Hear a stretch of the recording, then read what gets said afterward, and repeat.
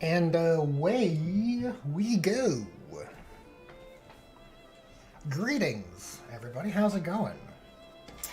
How's it going on this weekend? Things are pretty good over here. I got a fresh new wet palette. A little small on the paper side, but it was too large to just toss away, and I found myself compelled to use it. Today we'll be continuing the Quiet with Big Shooter. Where's my focus? Uh-oh. Uh-oh, what is the meaning of this? Let's take a look at the camera settings. Okay, I think that did the trick. Yeah, we'll be continuing the Quiet with Big Shooter. Hopefully we'll get the hair in place today and the olive drabs covered. The olive drab straps. Pollux G. Francois, Omegon's twin, welcome to the stream. Today we'll be taking a look at the Deathwatch rules a little later on.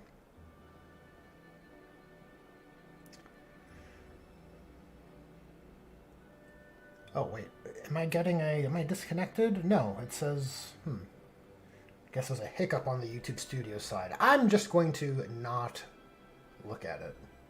Yeah, we'll take a look at the Deathwatch PDF a little later. A little later on, but I want to start in on our excuse me, hair color and olive drabs. And I have an idea I want to test out for the hair color.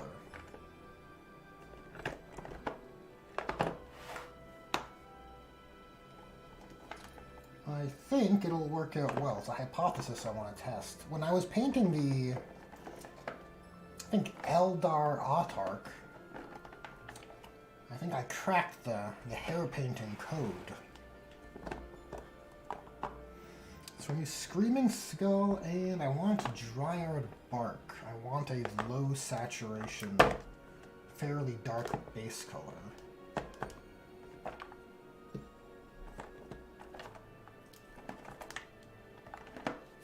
You guys just sit tight while I peruse the paint bin.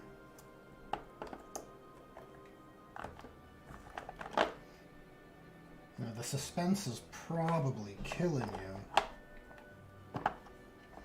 Is he gonna find the paint he's looking for or not?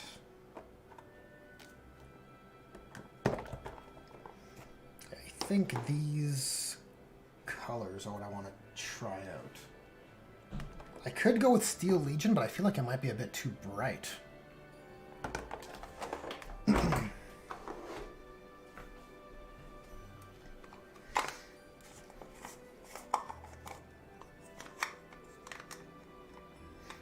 Francois says, did you find another way to cheat your way out of painting Yellow Lamenters?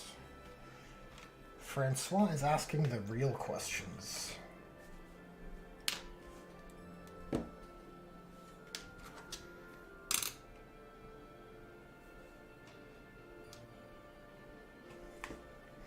Pollux G asks at Omegon's twin, does that have anything to do with the Grotness post? I think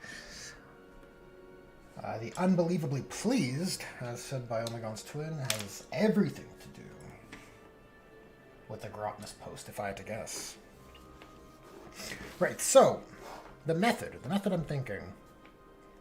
Dryad Bark as our base hair color to get a dark, low saturated, kind of chestnut brown color, right?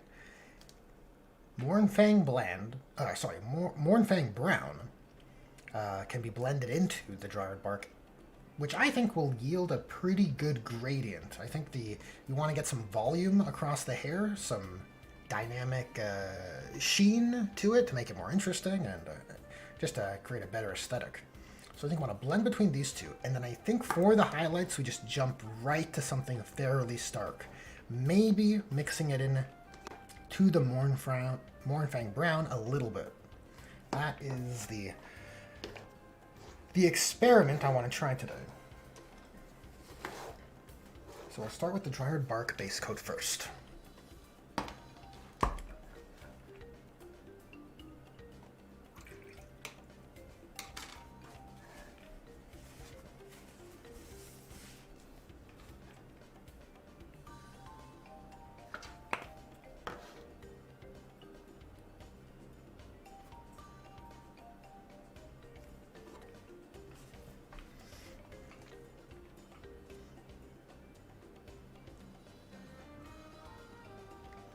Yeah, from what I hear, the Deathwatch stuff looks pretty good. I'm hoping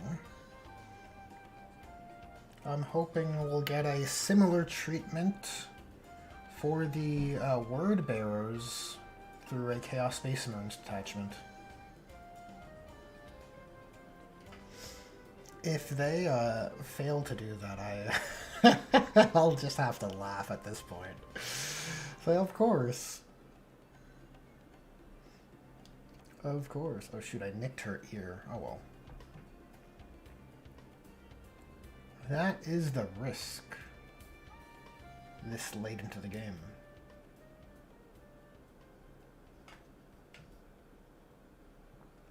See, even this is a bit too bright, I'm thinking.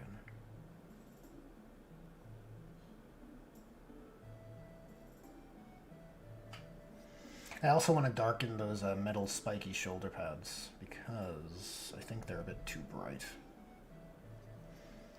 I think the overall aesthetic will be enhanced by those shoulder pads not being so loud.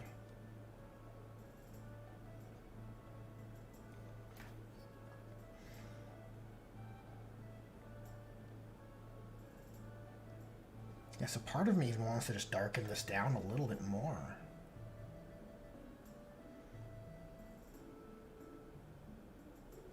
Maybe we will do just that.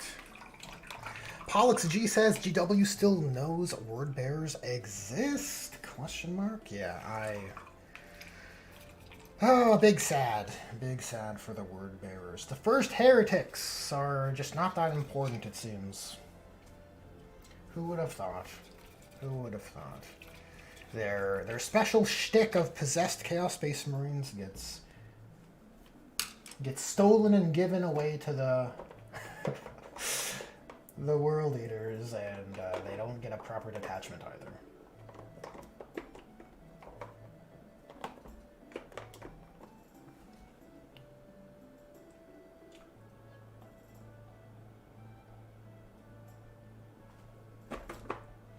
I'm going to try mixing in some Cygor Brown to this Dryad Bark. Maybe that'll push the values closer to what I was kind of aiming for.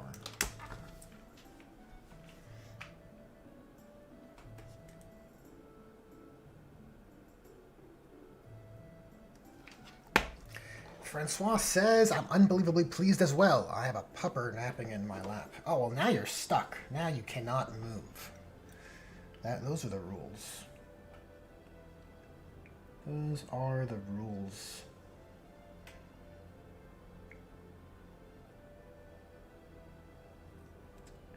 You're stuck there until your puppy wakes up.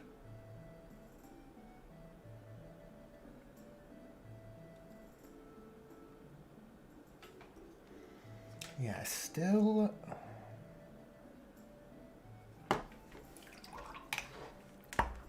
not quite satisfied with that value.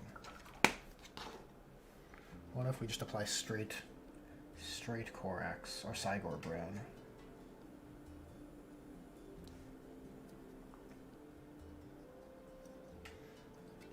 That might be closer to what I'm looking for, but I feel like Mournfang is going to be super stark.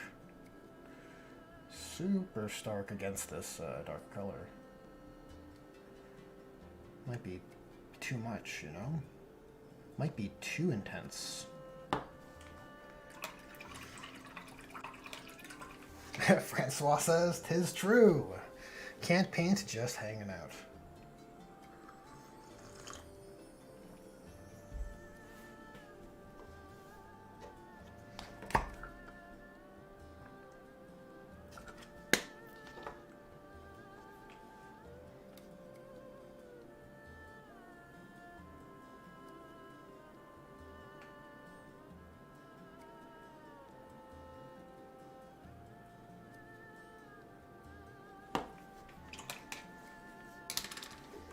Alright, taking a look at my quiet reference here, her hair color is fairly dark, and I think Mournfang honestly might be a bit too red. Might be a bit too red of a color. I think I will default back to Steel Legion, but we're gonna mix it down. It's still gonna be mostly Dryad Bark. Now, if we go too heavy with the Steel Legion, I feel as though we'll end up with a blonde sort of look. A dirty blonde color. Which I would not want.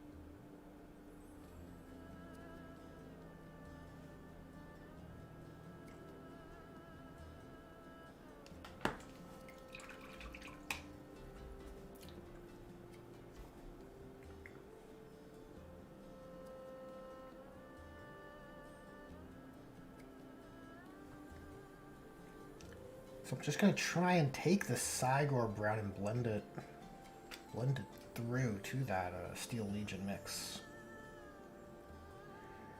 Maybe it'll do the trick.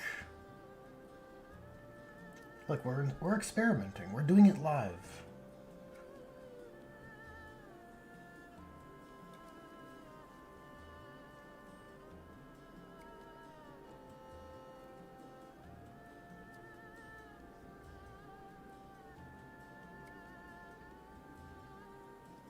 Oh, terrible. How terrible. Seems like I nicked her forehead. We're gonna have to do some cleanup for sure. Hair painting is messy business.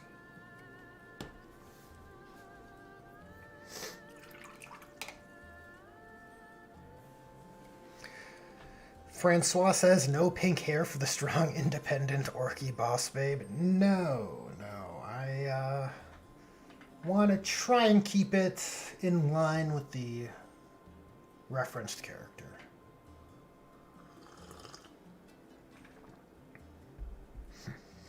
Pollux G says it's quiet, not anime. Yes, I mean, even then.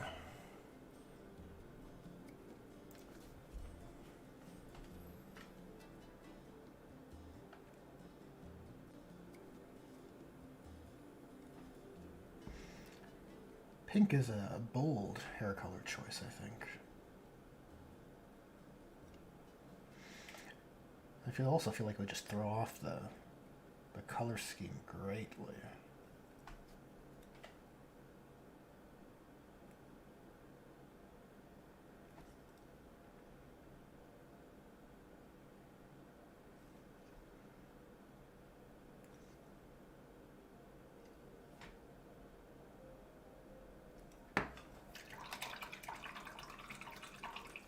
Francois says, when have you seen a thick-wristed lesbian in an anime? I thought the orc was from Portland, Oregon. How dare you? How dare you, Francois?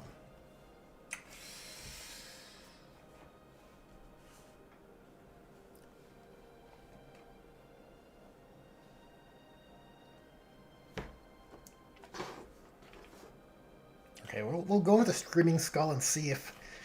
I don't know if it's too premature to do the highlights, but sometimes you gotta feel it out, right? I wonder if in applying them, and maybe it'll bring everything together, perhaps?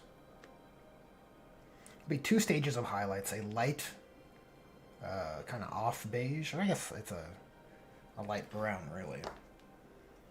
And then a finer one, which I like to do with just like the pure off-white, in this case the pure Screaming Skull.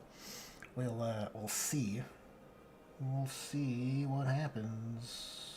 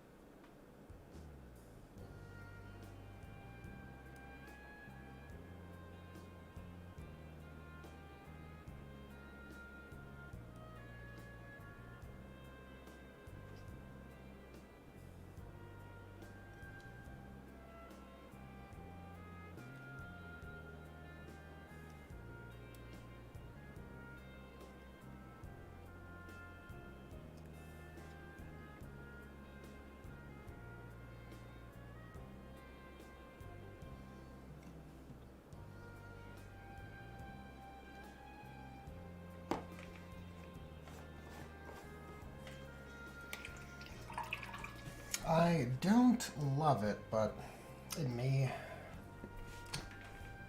be more difficult than it would otherwise be because of the hair is a bit of a scratch built situation, right?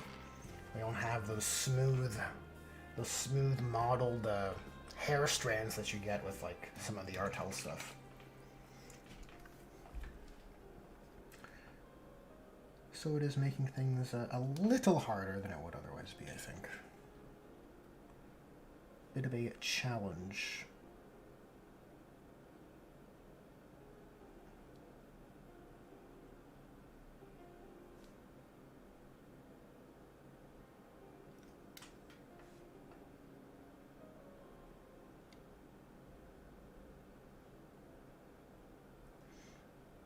I'm just painting all over her one ear and her forehead. It's terrible.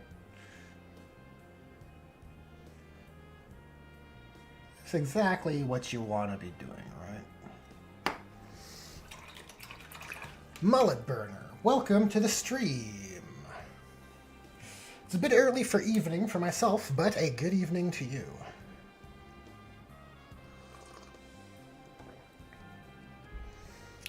Francois says blue hair would work well too, but I thought pink would add more contrast. It would. It certainly would. It would. Her hairpiece would be extremely loud if it was if it went with pink hair. No, we want the brown hair. She's got to kind of match her big boss counterpart, right? And so, brown hair it is. Tramari, welcome. Mullet Burner says, I finished rereading the Ravener series the other day. So much fun. Anyone have any Black Library recommendations? You know, there's your staples of the Eisenhorn series. With regards to a more recent book, I really enjoyed Sea of Souls. If you like an Imperial void ship as a setting, I think it's a breath of fresh air, personally.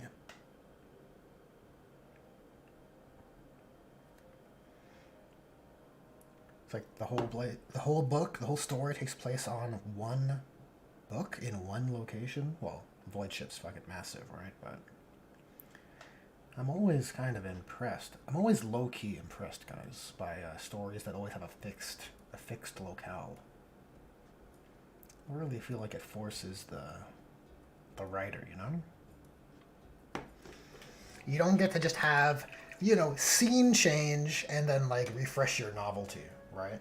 Think of, like, any of the Fast and the Furious type movies where it's, like, scene change and you get text at the bottom of the screen that says, like, now we're in Las Vegas, right? Now we're in Rio de Janeiro. Let's get some stock image, some stock footage of this location, and I feel like that tricks the monkey brain. Whereas a story that's all in a fixed location doesn't have that crutch, right? I don't know. That's my 2 cents on that.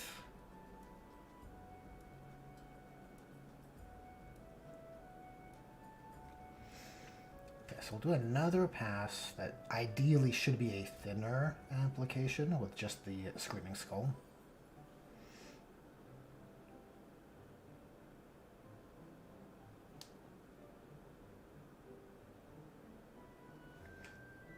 Oh, it's not easy, that's for sure. I imagined this would be so much easier.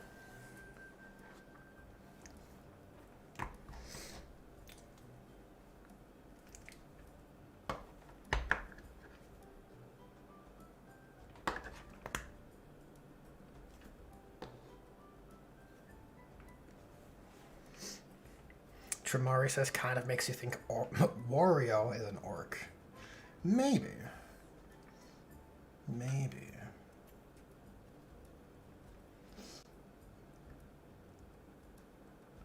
Wario's a pretty fun character, though, I can't lie. I quite enjoyed his WarioWare games. It's probably the most fun of those like Nintendo Party type games, I think.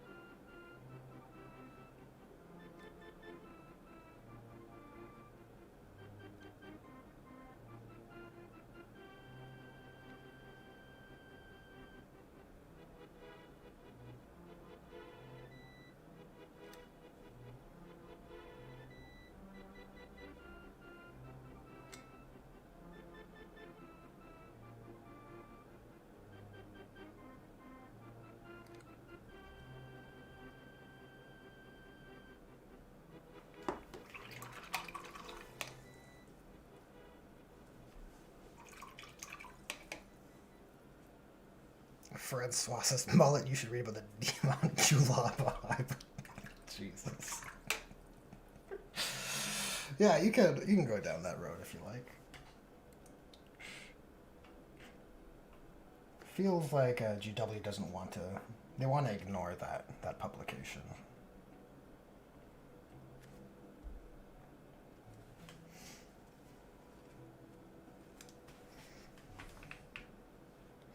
Right? Like, or am I wrong? Do the newer Fabius Bile books? I think there was a newish one, wasn't there? Is it still referenced? Is it still a plot device?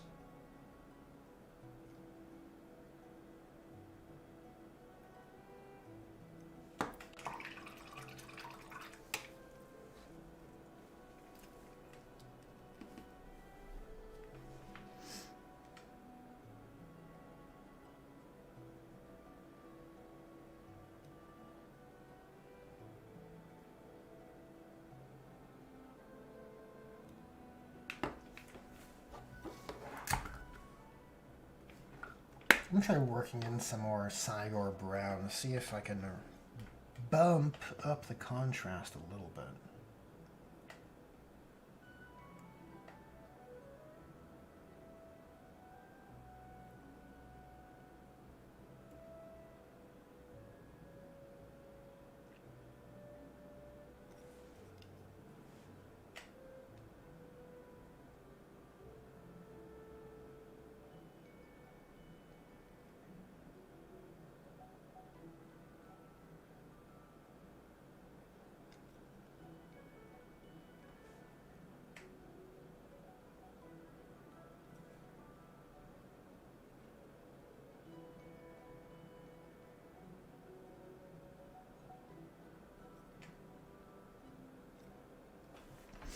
Alright, I think that's, well, I'll be honest, I don't love it, but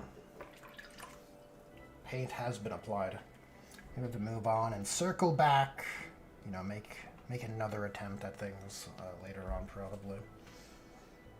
Well, sometimes it becomes easier to evaluate what a model needs once you have more components in place.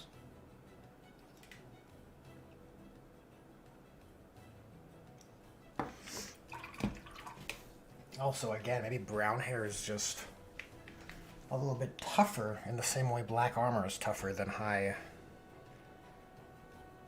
saturation kind of, you know, bright pink hair like I did on that Artel Autarch I did, which I think turned out much, at least the hair was much nicer.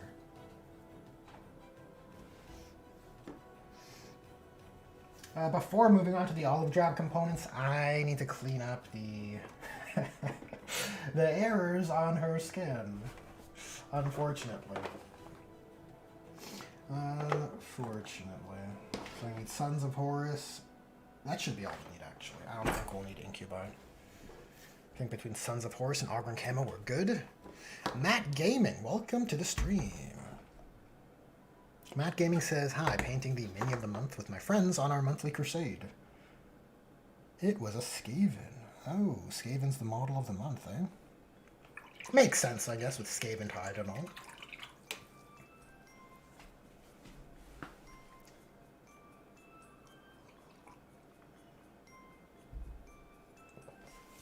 Here's a question for chat. If we were to count as... What army would we use to count as Space Skaven for, right? What rules and units are most conducive to a converted Space Skaven army?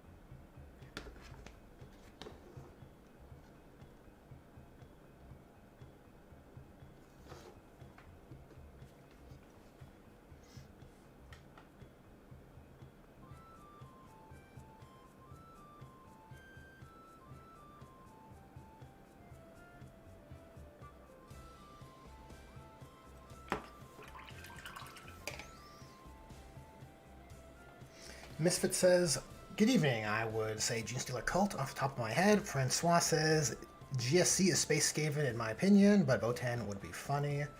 Yeah, Votann's funny because they're small, right? They're small and they got the tech.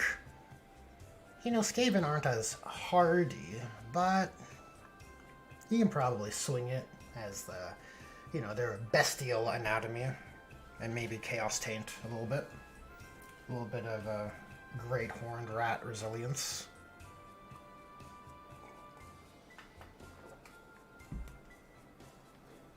Tramari says, Chaos, question mark? It doesn't have to be. Narratively, I would say they are a Chaos faction, right? They would be a Chaos faction that would actually make Chaos feel like a larger alliance than it is currently. Yeah, I unfortunately, I think, well, you know, in 10th edition rules anyways, GW has decided that Skaven, or sorry, GSC are the Space Skaven. Basically giving them those kinds of rules, right? Where even more Genestealers are coming out of the depths, right? Whoops, what was that? Oh, my pliers. My pliers. No worries, guys. Nothing was hurt in the making of this stream. Yeah, I don't quite like GSC being treated as Space Skaven. Obviously, this is in part because of my bias for Space Skaven.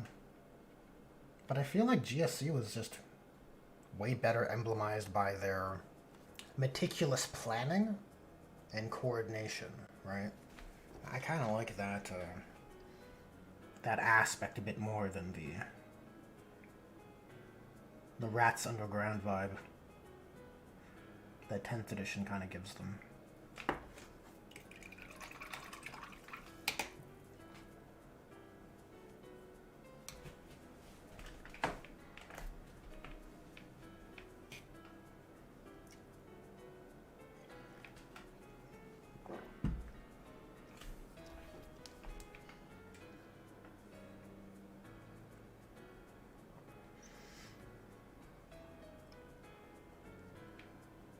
You know, at this distance, I don't hate how the hair is reading.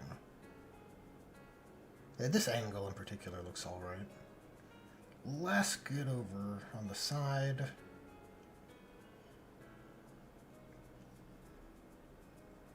Probably need to put more highlights here. I think I might have overdone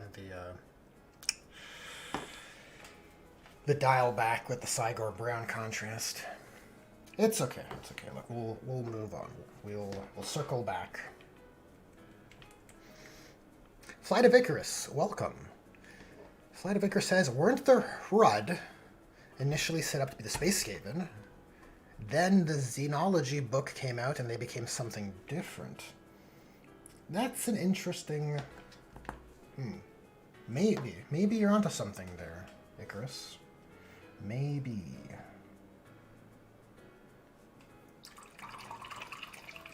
Francois says, or make the Horned Rat a new Chaos God. That's a bold choice. I wonder. I wonder. Does GW have the cojones to upset the Pantheon? I mean, the Great Horned Rat is like Nurgle adjacent, though, right? So is it really upsetting the Pantheon? I guess not. It's like...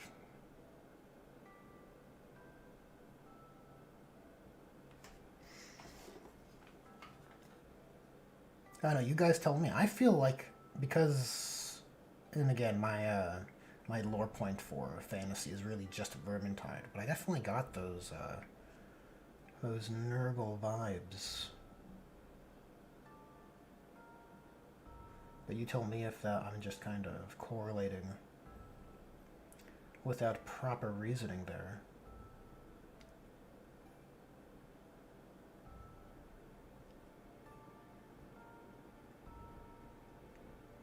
You know, I've mixed in some Strachan green to that Castellan green to try and build up these olive drab strap textures.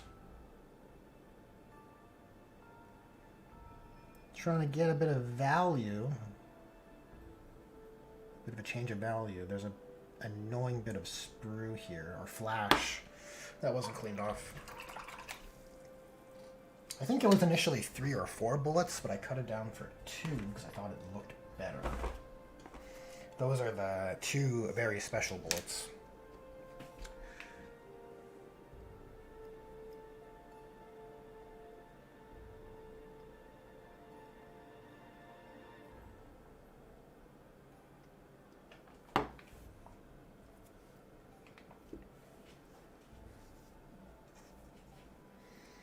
Flight of Icarus says, personally, I prefer it if 40k steers away from the Warhammer Fantasy in Space angle, and they make any new Xenos something truly new and unique. Well, if human worship, and Francois says, well, if human worship can make the Emperor Chaos God, why can't Space Gaven get their Horned Rat a Chaos God? Oh, absolutely, Francois, absolutely. Even there's like light lore references for even the Tau having a similar kind of effect to a much lesser degree, though, obviously, with the warp, right? Just with their veneration of their ideology of the greater good. I believe that's a thing. I don't think I'm spreading fake news, guys.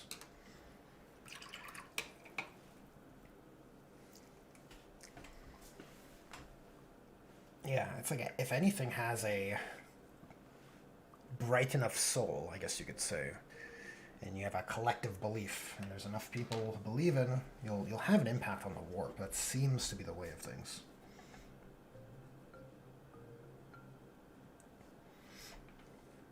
That seems to be the direction.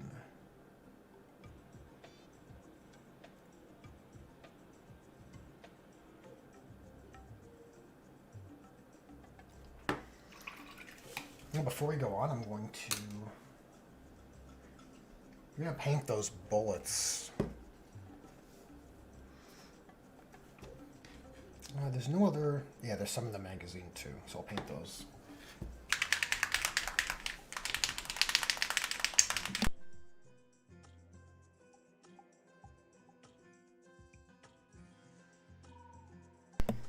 Yeah, with regard to 40k steering away from fantasy and space, I can appreciate that, but I feel like so much of 40k is just that. Like, really, aside from Tyranids and Tau, those are the only factions that don't have an analog, right? Right, you got your space dwarves, your space undead, your space humans, your space elves, your space dark elves.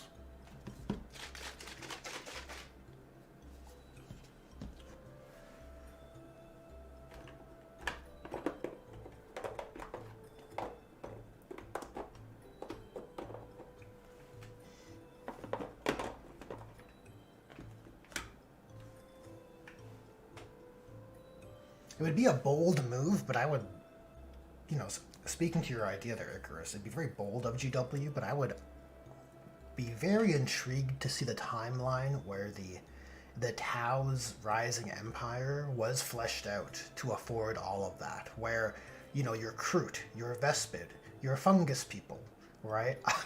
All of those different alien auxiliary alliances are all kind of fleshed out to a, not a whole range, but these like component ranges, and they all would nest under the Tao's alliance. I think that'd be very interesting.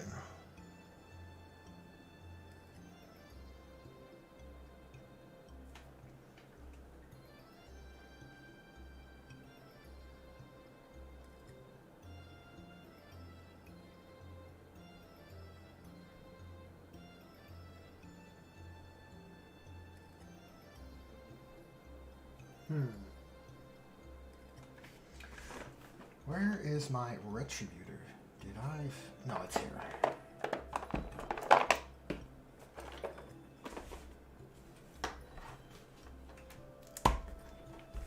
Pollux G says, like Imperium now, but with Xenos? Yes, exactly.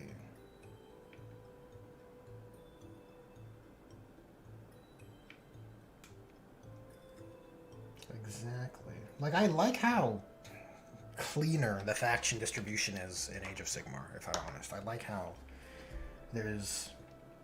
And now the Stormcast is still a bloated range compared to others, right? But at least from a number of factions and how they orient themselves into those alliances, I quite like how it's much more even, right? Like you have a nice collection of factions between Order, Death, Chaos, and well, Destruction. That's what it was.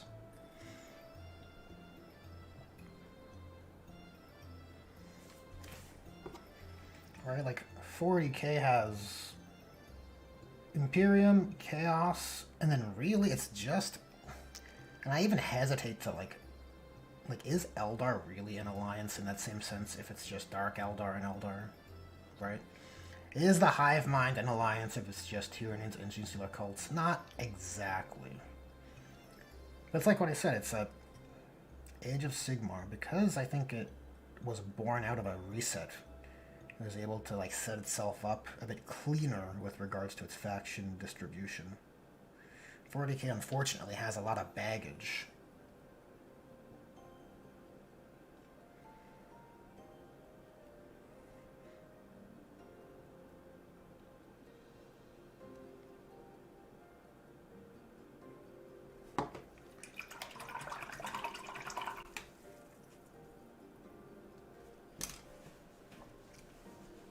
I mean, not every faction needs to have an alliance in that way.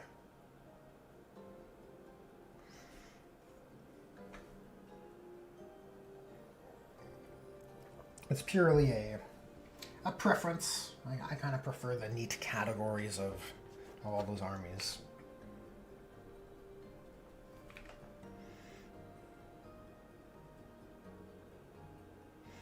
Oh, what am I doing? I jumped right back into here and essentially forgot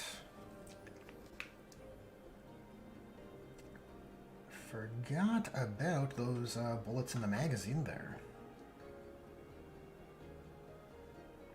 Now really, this should have been done before the Nuln Oil went over these metal components. So now I have a bit of an operation thing to deal with here. I feel like painting your bullets and then putting Nuln Oil covers up a lot of your mistakes.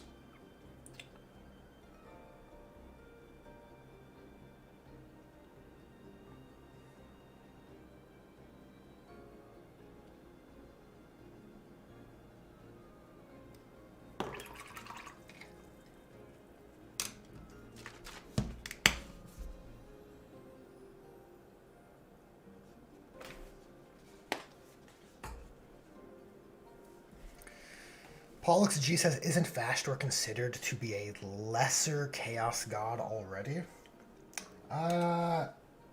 That's his ambition. I don't know if he's considered to be a god. He wants to become a Chaos God. I believe that is his lore. Which is an interesting mix-up. It's an interesting carrot to dangle.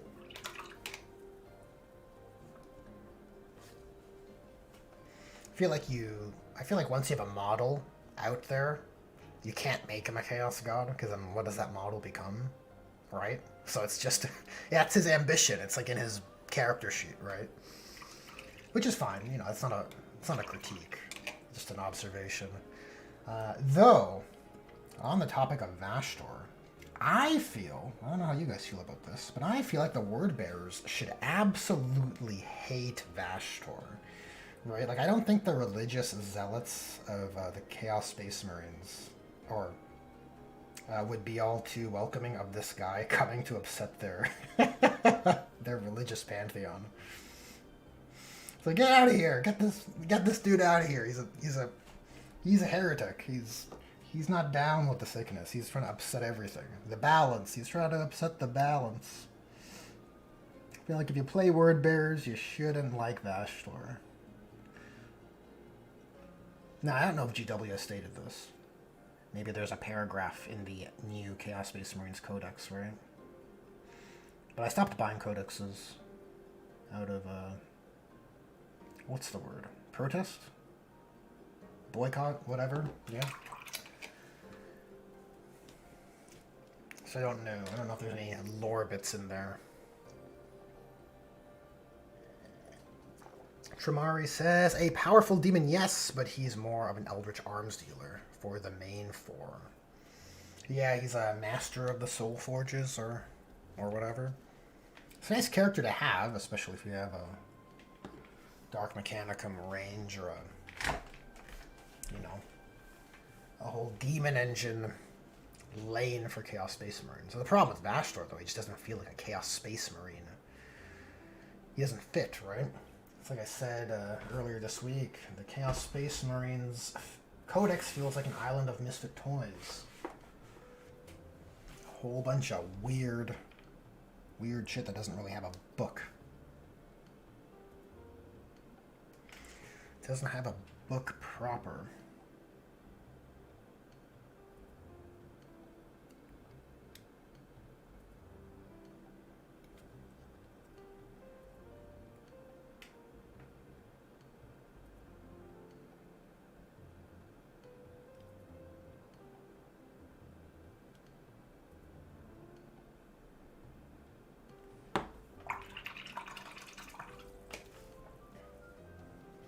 Francois says, imagine the Chaos Space Marine calling someone a heretic. I mean, a lot of Chaos Space Marines do, right? Like, Death to the False Emperor is a heretic claim at its core.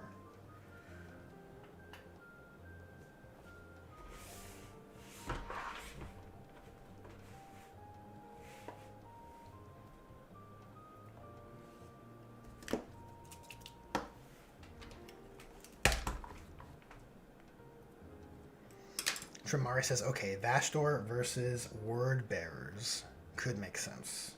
Their religious dogma refuses a new god into the primordial truth they kill for. Exactly, Tramari. Well put. Well put. I kind of overblew this null and oil. We gotta get that out of there.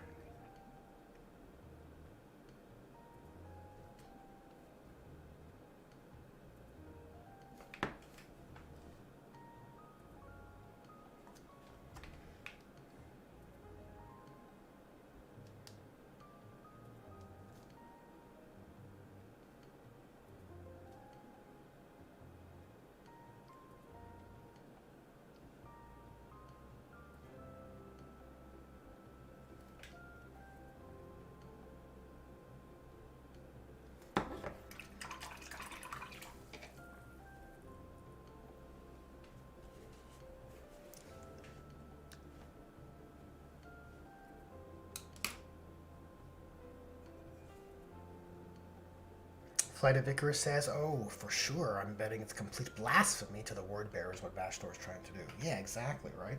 That would be very interesting. Like, imagine a story, could be a novel, right? But at least a short, where Abaddon has to contend with that infighting, right?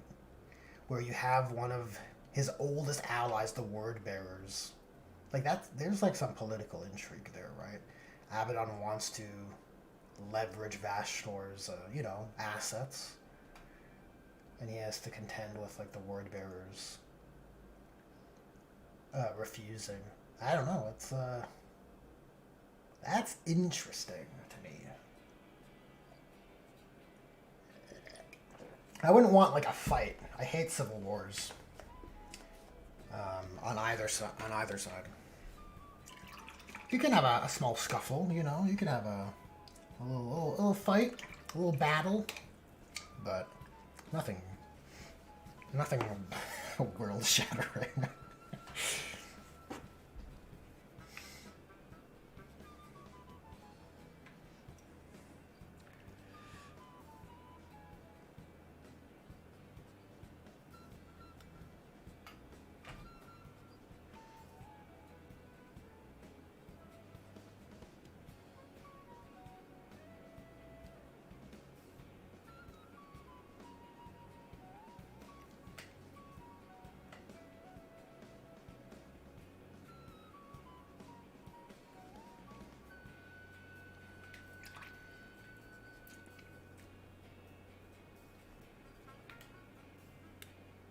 I wonder if I can draw a line here to suggest a loop. Because I don't like how it's like some weird intersection here.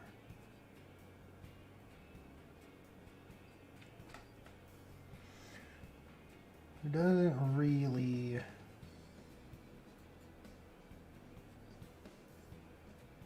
make sense to me.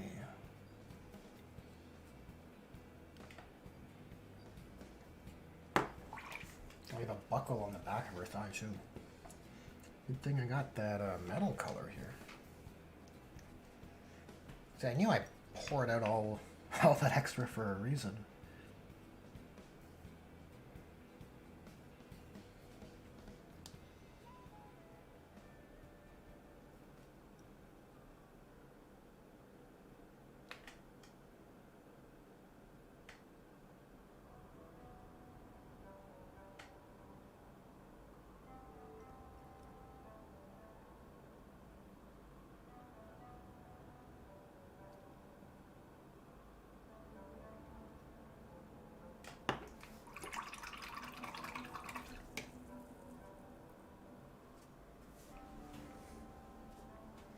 Flight of Icarus says, I can only imagine Zinch is watching what Vastor is trying to do with a bucket of popcorn, laughing the whole way.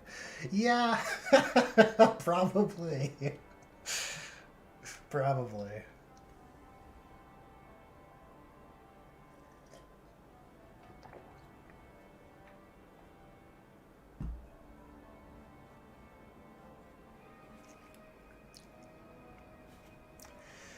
Flight of Icarus says, honestly, civil wars are kind of part and parcel for chaos, though. Question mark. The great game is a thing for a reason. True, right? I mean, in large part, that's sort of the justification for why chaos hasn't been able to win, right? That seems to be the case with every faction. If only the orcs could unite, right? You have a lot of that. If only all the Necrons woke up, right? There's a lot of these like wide sweeping conditions, I guess you could term them as.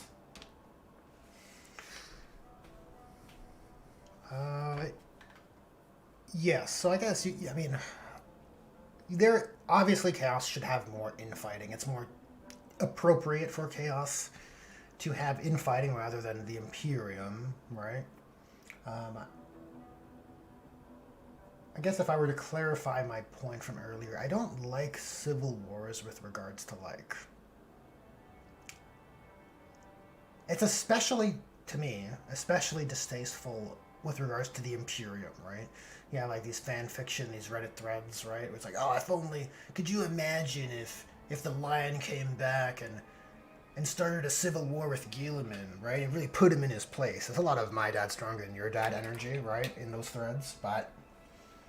I cringe at the concept because I feel like as soon as you have the Imperium fighting the Imperium, it just devalues the antagonists further. Like everything is already so Imperium focused, and now we're gonna focus in on the Imperium fighting itself. Like my eyes are out of my skull, where I had that choice when really we should be elevating the antagonist factions, right, and giving them the spotlight in that regard. Thankfully, the lion came back and did nothing. Terrible. I know, it seems like GW won't be going that route with the lion. Even though he's doing nothing, I think...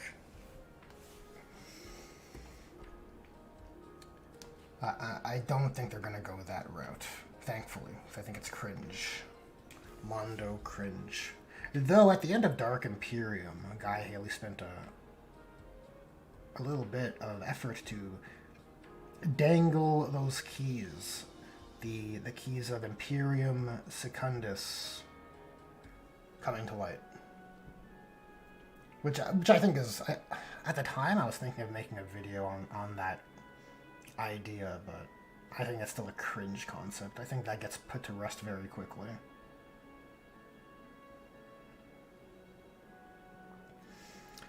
But if they do explore that a bit, I'm sure the lion will come out of his forest portal and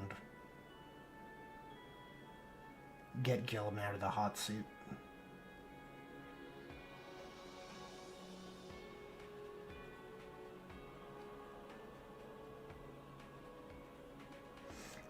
Another consequence that comes from the Imperial Civil War is... like, is the Imperium in such a dire strait that it can weather a civil war with everything else going on, right? And that's kind of how I extrapolate that to even things like Chaos. Like, if Chaos had a massive civil war, right? I can't help but feel the Imperium would shatter them. The Imperium would shatter them, rather. Right? You kind of need these unified fronts, right?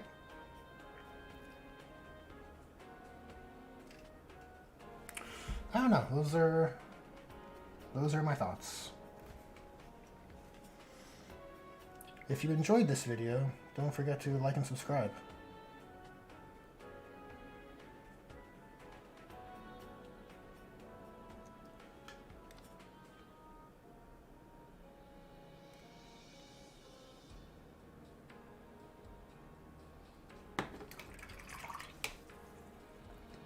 Tramari says, if all Necron dynasties woke up, that could destroy the galaxy with all the reality-killing weapons of mass destruction they have. Yep. Just like if all the orcs woke up, they would turn the galaxy green with their Wa energy. And if the hive mind, if all the Tyranid hive fleets entered the galaxy, they would blot out the star. I guess there's a lot of that. It's kind of funny. It's like, if only.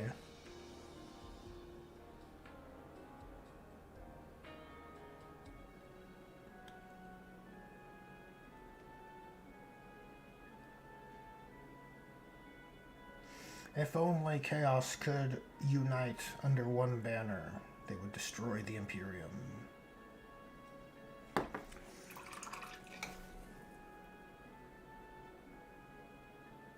Seems Abaddon's having more success than Horus anyways, but even still, seems fleeting.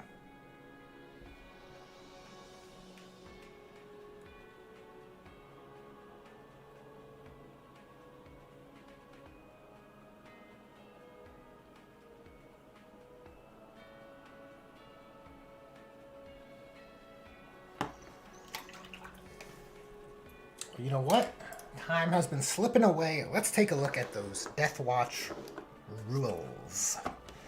The Death Watch PDF. I think it's a chunker of a PDF.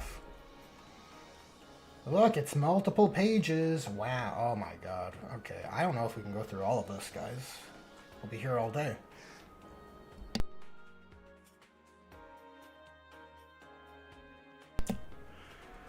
Okay. So, I'm going to switch gears here. Blammo! There we are. Oh, we got an old school 10th edition launch style template here. That's neat.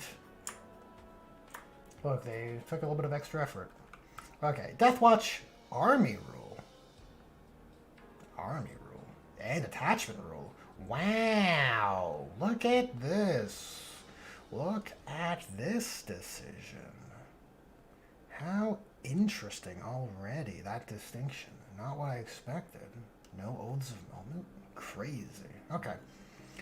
Kill teams. The army rule is kill teams. Each time an attack targets a kill team unit from your army that contains models with different toughness characteristics, until the attacking unit has finished making its attacks, use the toughness characteristic of the majority of models in that unit when determining what result is required for that attack to successfully wound. If two or more toughness characteristics are tied for majority, use the highest. Okay, so it's not really an army rule. It's more like a how to use these models on the field. This is like the Inquisition. This is like the Agents of the Imperium army rule, which is how to soup these models. This is just how to navigate units with different toughness. It's not a... It's a rule, it's not a mechanic, if you know what I mean. Which I like less, but you know, you could have... If you don't have a army rule in that sense, like an Oaths of Moment or a Strands of Fate or WA, you can still have a that power compensated for later in, or deeper in the rules. Okay, detachment rule. If your army faction is Adeptus Astartes... Oh no, you're still... So do you have Oaths of Moment or no?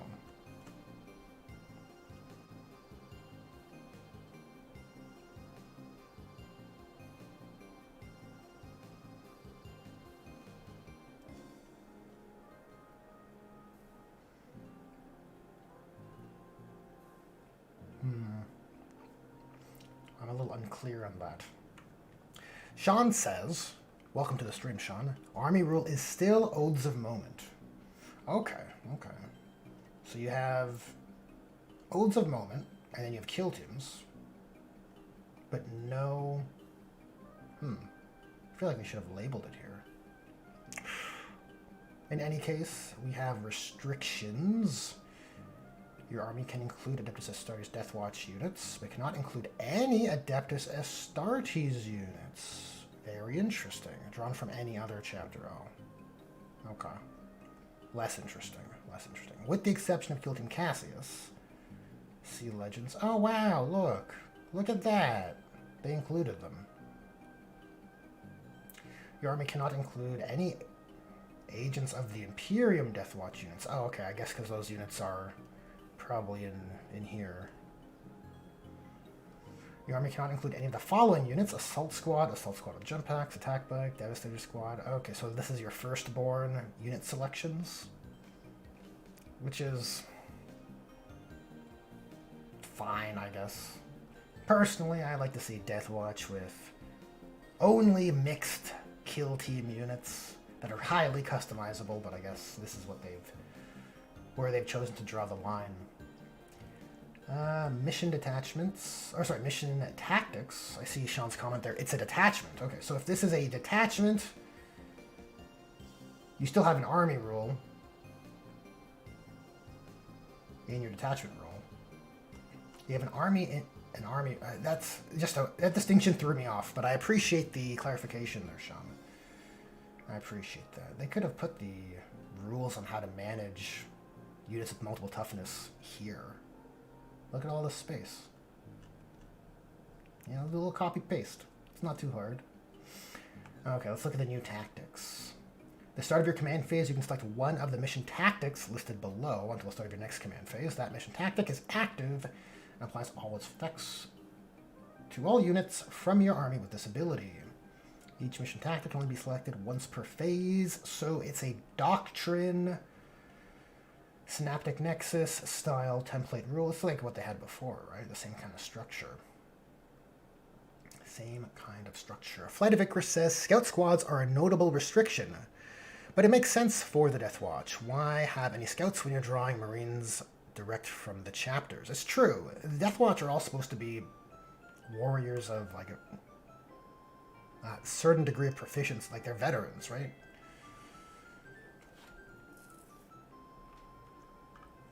I suppose once you, even if you are a, like, you go to Death Watch for either as a badge of honor, like a trial, right? You have been selected to join the Death Watch, or as penance, like in the case with Captain Titus, right?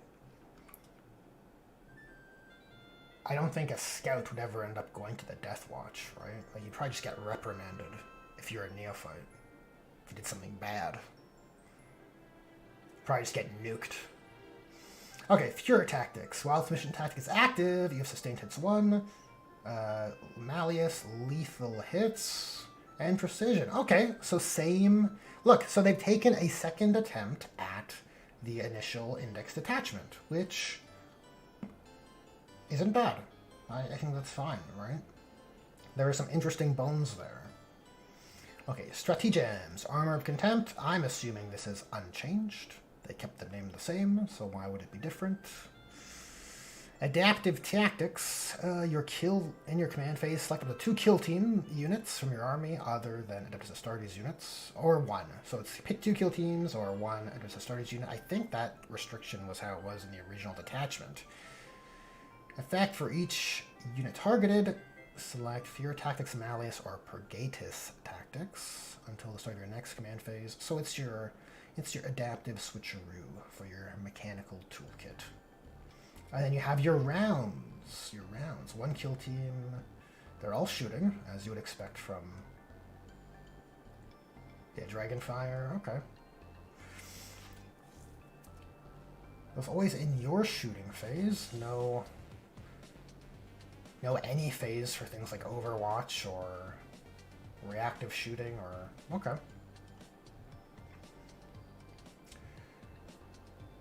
I wonder if all the restrictions and targeting selections are the same. They appear to be. Boy, it would have been good if all 3 of these were on the same page.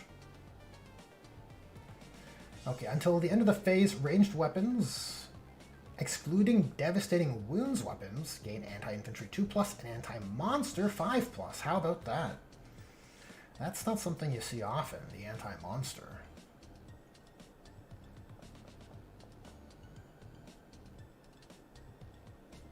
Not terrible for punching up, honestly.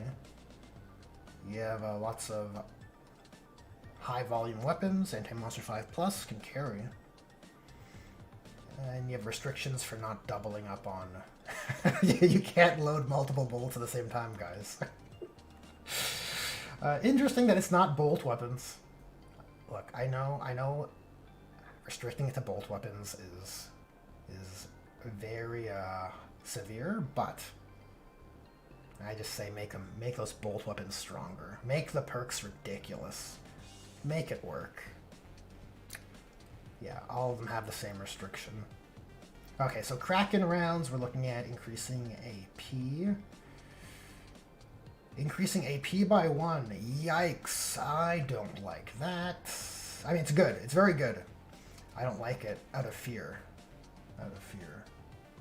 And improve the ranged characteristic of those weapons by 6 inches. And more range is also good. Not a bad thing to have. And Dragonfire is assault and ignores cover.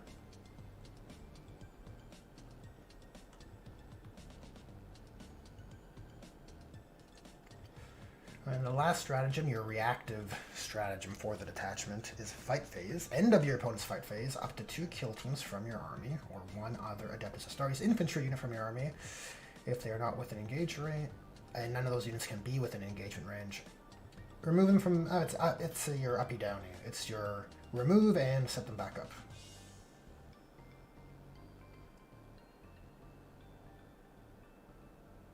Oh my god, and they gain Deep Strike. It's so good. It's amazing. You just gain Deep Strike for whatever goober unit you chose. That's quality. Quality of life. I'm fond. I am jealous. I am jealous of this. This is very good. Tremari says, gotta bounce. I need to get back to studying. You take care, Tremari. You take care. Flight of Icarus says, anti-monsters seems flavorful for Deathwatch, I think. Yeah, well, you know, they're hunting aliens. They're gonna have a few monsters in there. And the Hellfire rounds are a nod to the, I believe, the Tyrannic War veterans, right? So it's certainly a thematic choice, right? I think Dragonfire rounds...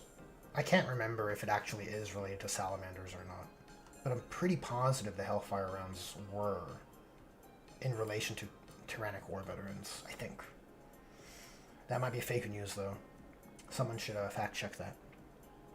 Enhancements. Thief of Secrets. Talk about a low moral character for the Deathwatch. Just stealing secrets. Okay, Adeptus Astartes model only. Improve the strength, damage, and AP characteristic of the bearer's melee weapons by 1. Very good. Sounds familiar to the original Detachment, but... God, strength, damage, and AP. Meanwhile, what is my Salamander's Detachment enhancement? It's like +2 to strength. And like... maybe +3 to strength. It might be +3. Look, I'd rather have that all those pluses distributed evenly across AP and damage. Yeah.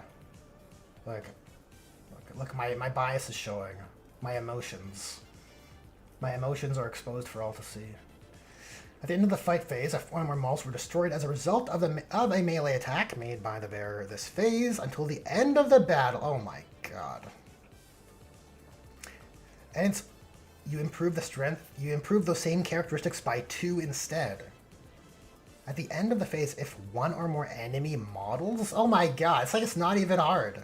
It's not even hard to do. You kill a model. Dude, you should be able to kill a model. Right?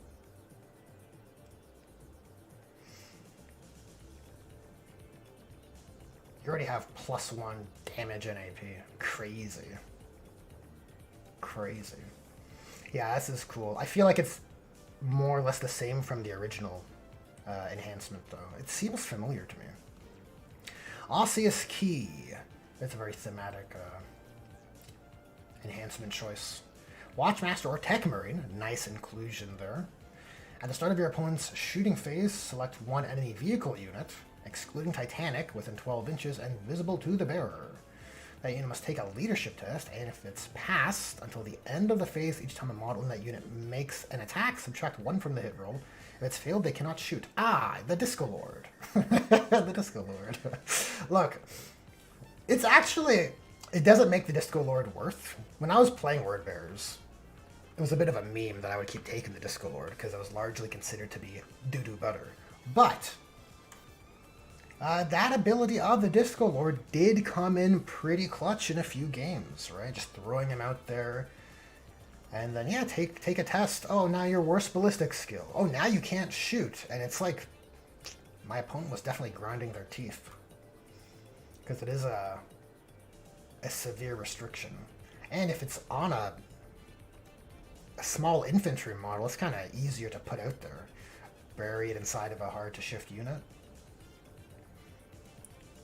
Not bad.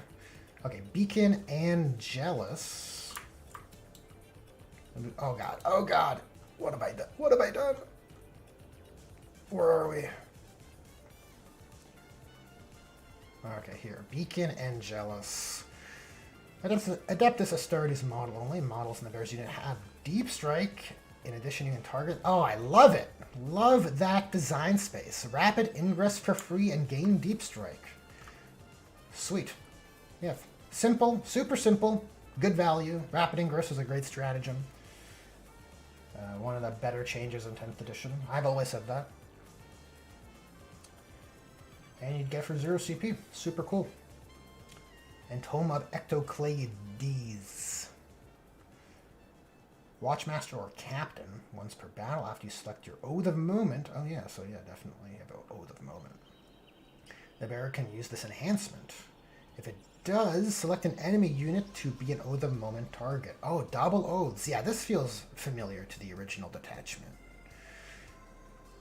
Double oaths. Home of Ectoclades. Sean says you're a thief of jealousy. Yes, I am. I am jealous of rules that just seem flatly better than the Salamanders. When the Salamanders doesn't have like good bones, a good system to begin with, in my opinion. It's a little bit debatable, but I don't think they're particularly good or well thought through. Francois says not a unit, just a single model. Oh, that is with regards to the Thief of Secrets, probably.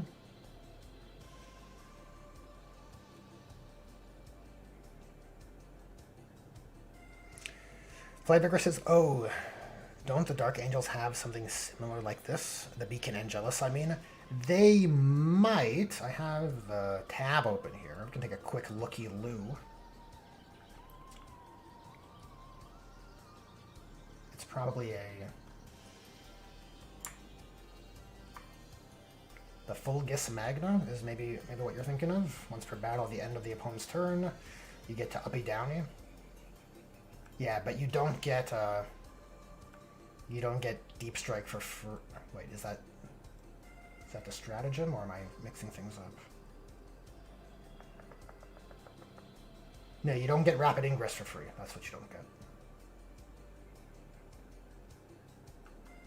Well, theirs is a stratagem. So it's a little overlapping function, but kind of different application. There's a bit of overlap there. There's a bit of overlap, for sure. For sure. I don't know if we'll go into all the units, guys. Look, there's a lot of shit in here. It's a full-on booklet. Right? There's a lot going on. Right? The Watchmaster, there he is. Old man Watchmaster, stoically looking over the battlefield.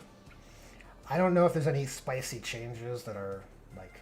The issue is, I could go through this quickly and, like, point out changes, but I'm just not familiar with the core Deathwatch units.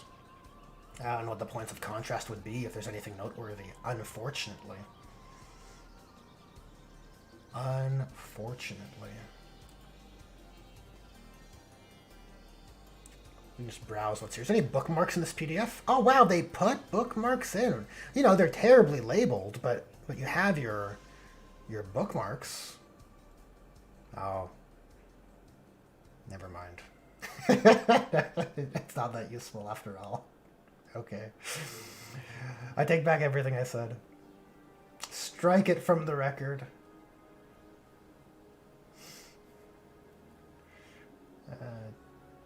Yeah, your Terminators. Ah, the Corvus. The coolest flyer. The coolest flyer. Still has its bomb? That seems familiar. Oh, Flight of Icarus says they have new kill teams. Okay, we'll scroll over to those. New kill teams is fun. Ah, Talon Strike kill team. Sergeant with jump packs. Intercessor with the jump packs. Oh, it's a jump pack kill team, eh?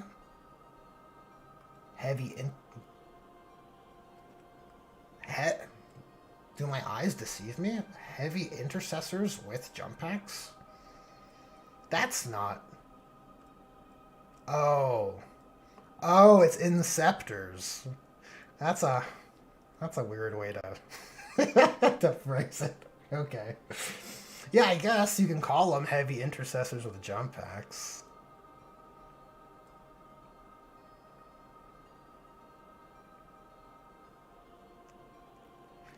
Interesting. Okay, Talon Strike Doctrines as their ability. Each time this unit is set up on the battlefield until the end of the turn, improve the AP by 1. Oh, God. Oh, God. Or you go melee, so if you're a classic Assault Marine style Talon Strike team, you can go Lance when you're set up on the battlefield. Which is less good. This is the... Okay, AP boost, very good. It's going to layer with your stratagem, right? With your, what was it, Kraken rounds? It's going to layer with that for even more AP. Even more AP! It's crazy. Crazy. All the AP. I'm not jealous at all. But this is less good, right? Like Lance, +1 to wound is good on the turn you charge.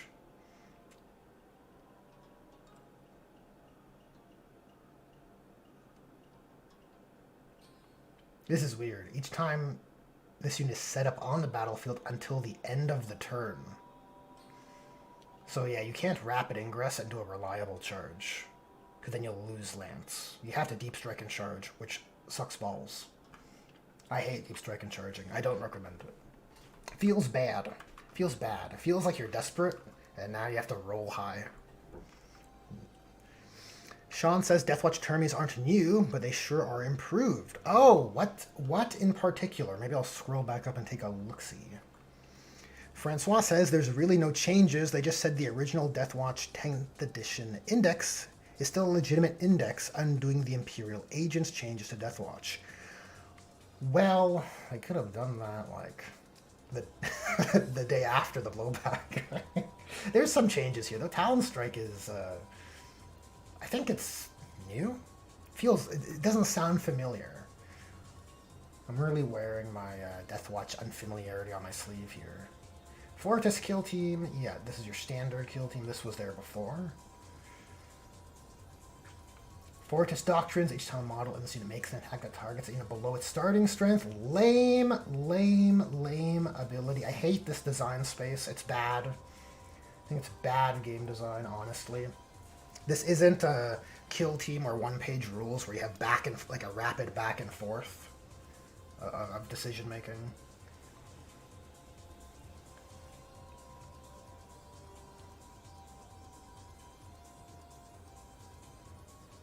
You should have a... You know, maybe you could play with above at starting strength and then below half. Maybe that's a more intriguing design space, so you always have something to start. And then, you know, if you want to key off of something that's already below half, then your other ability kicks in as well, right? At least it feels bad when you don't get an ability. Look, as someone who who has tried to play the Repulsor Executioner, it's just a feels bad design choice. Let me scroll up to Talon Strike. Yeah, the composition here is Sergeant with Heavy Bolt Pistol, so that's your Assault Intercessor. Every kill team Intercessor is equipped with Heavy Bolt Pistol, so yeah, Assault Intercessors, and then your Heavy Intercessor with the Jump Pack, which threw me for a loop, is your Inceptor. Why could you not just call it what we know them to be?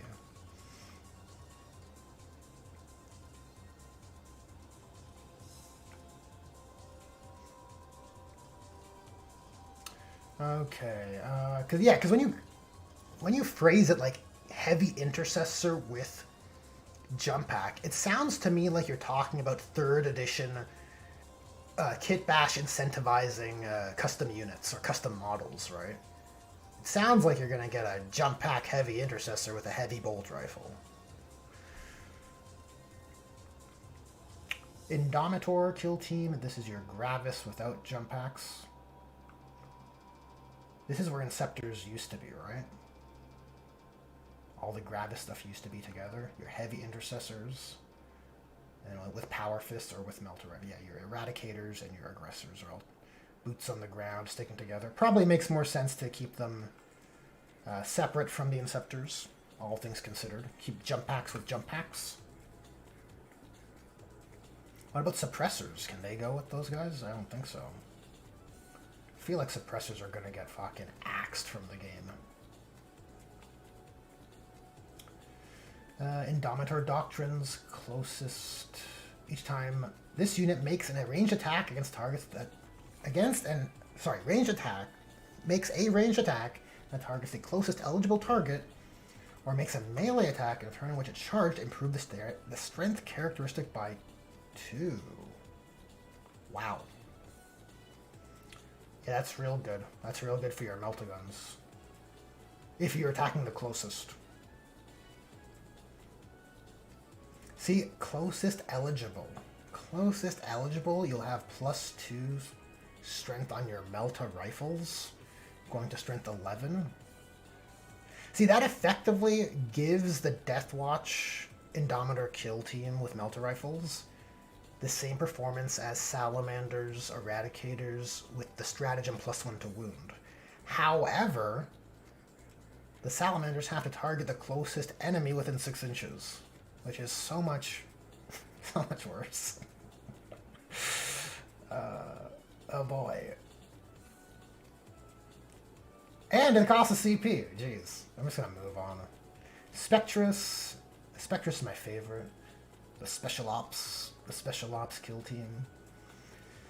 Spectrus doctrines are at the end of your opponent's turn. If this unit is more than 6 inches away from all enemy units, you can remove it and go right to reserves. Yeah, I think that's the same as what it used to be. You got your comms array for CP, your Helix Gauntlet. It's all there. Got your last fusils and your sniper rifle for precision.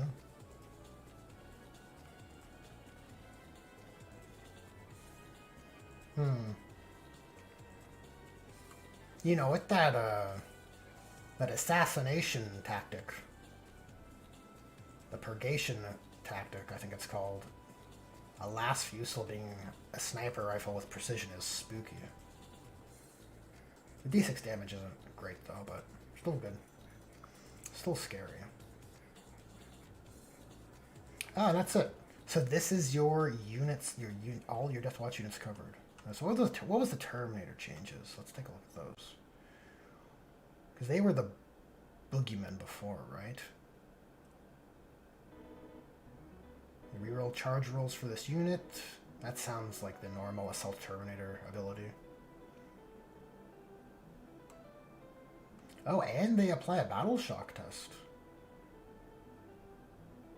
And if it's a Xenos target, it's -1 to that battle shock test. Interesting.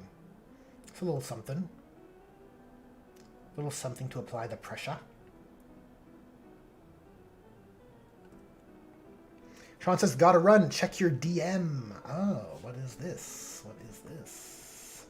Wowee! That is a cool test print. I can neither confirm nor deny that I may be making a campaign for my friendly local gaming store that involves a campaign map. Anyways, let's get back to the hobby desk at hand.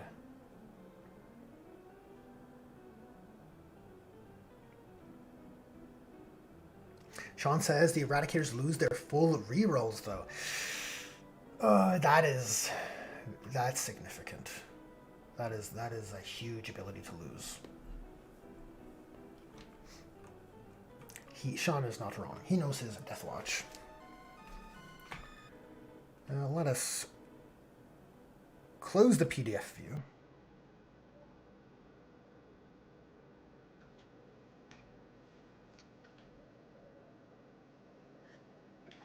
Francois says, everyone says, GW needs new customers to grow. We welcome every tourist. Meanwhile, nearly all GW practices are actually based on selling models to veteran players and collectors. I do think you want an influx of new players. You do want, generally players will not play forever. They will phase out over time, and you do want a younger generation to come in and kind of, continue the proliferation, right? To continue the well-being of the hobby.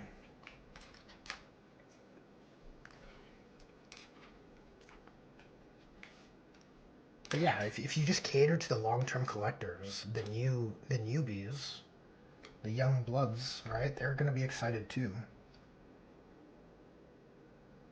Like they'll get excited when they're like, "Holy shit! An Eldar character that's older than me has got a new model finally, right?" Like there's still excitement there.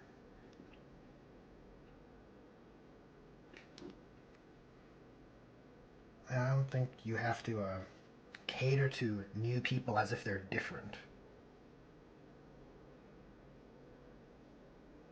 Doesn't really make sense to me, honestly. You kind of want to turn them into those older players. You don't want to create a different category of customer.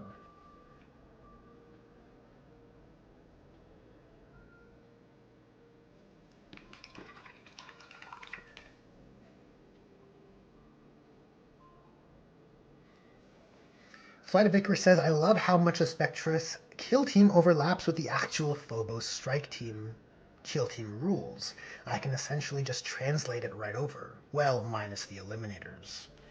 True point. True point, Icarus. I I feel like the whoops. I feel like the Phobos strike team really should uh like in Kill Team that is, have the Eliminator there. Like he's got the armor, right? He fits right in with their vibe too, but it's just a weird case of GW not wanting you to get out of that box of models. Whereas it seems other kill teams are less picky. Right? You buy the Blades of Cain kill team, it's just striking scorpions. And they say, yeah, go out and buy the other boxes for models if you want. And as far as my understanding goes, even the new Ratlings have, you can take Ogren in that kill team. This is what I've been told. But I don't believe there's Ogren in the kit. So if true, it's furthering that point I was laying out.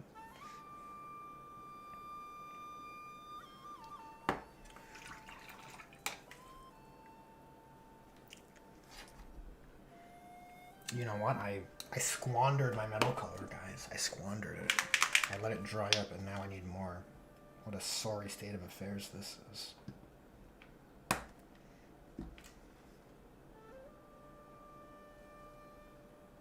Because I noticed the buckle here has some metal connection points, which I think would benefit picking out.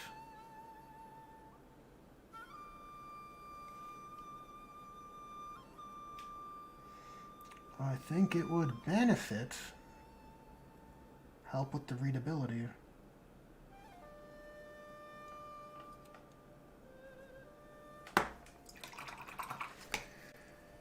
Misfit, welcome to the stream. Misfit says, 20 of my neophyte hybrids are down to just bases, and once over to check, I've not missed anything. Yep, I've been there. Circle back for a review, and you're like, oh geez, forgot to do this guy's pants.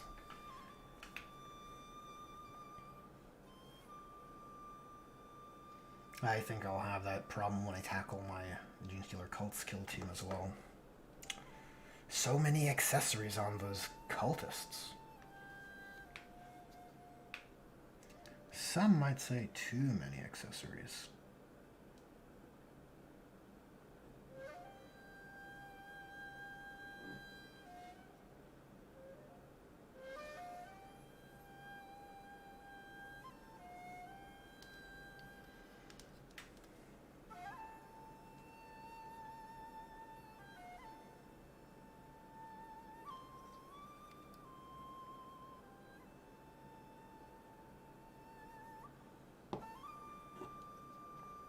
Trying to get the green here to pool up in interesting ways if I can help it.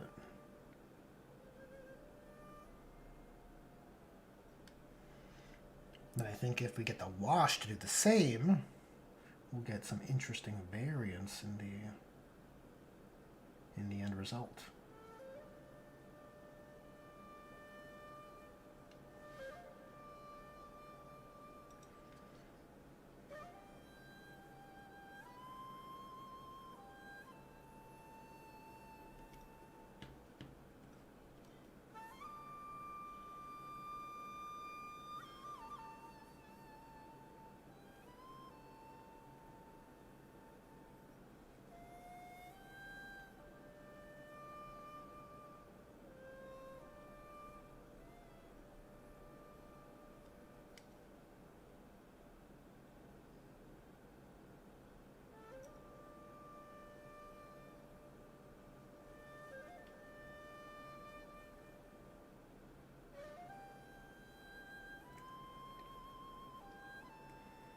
So what's on the docket tomorrow? I think they said Custodes and what was it, Agents of the Imperium?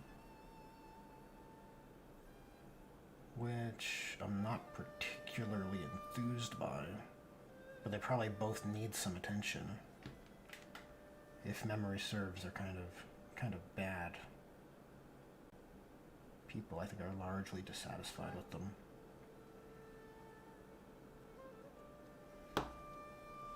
Yeah, they already have a Talons of the Emperor detachment, but it fails to serve the theme, in my opinion. Hence why I made a house rule detachment for it. So I wonder if their little Grotmus attempt here might be trying to shore up that same theme. Perhaps offering an alternative take.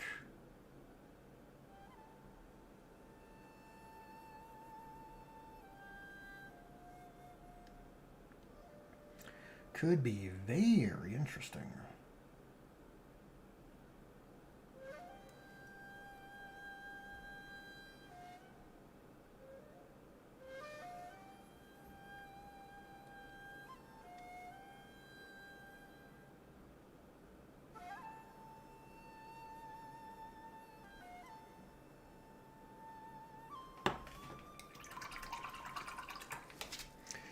Misfit says, what game/army is she for? She is for Kill Team. She is my shooter boy, technically. Yeah, she'll be like the others in the Kill Team, you know, the same sort of base.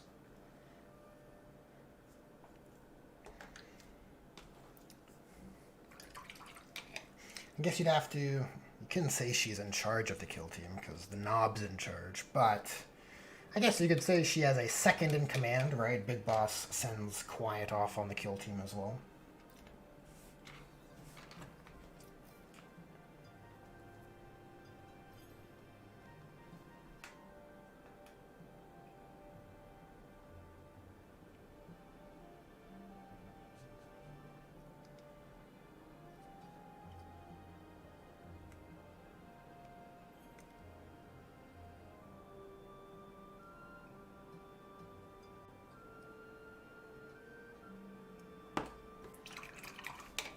Francois says, I want more fanboys in the hobby, not new people in the hobby space.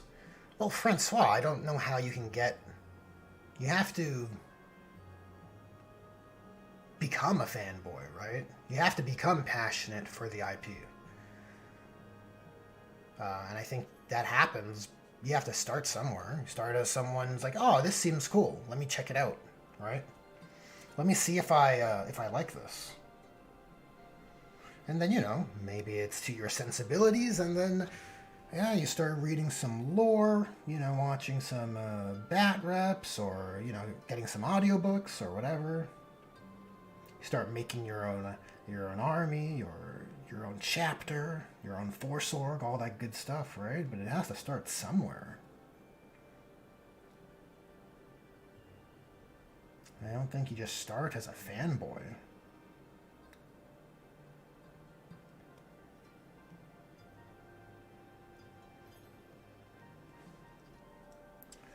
Okay, I'm going to get some more Auburn camos. I'm going to edge highlight these olive drab components and then give them a controlled wash.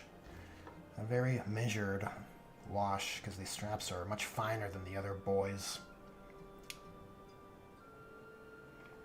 Give it a bit of an earthshade wash.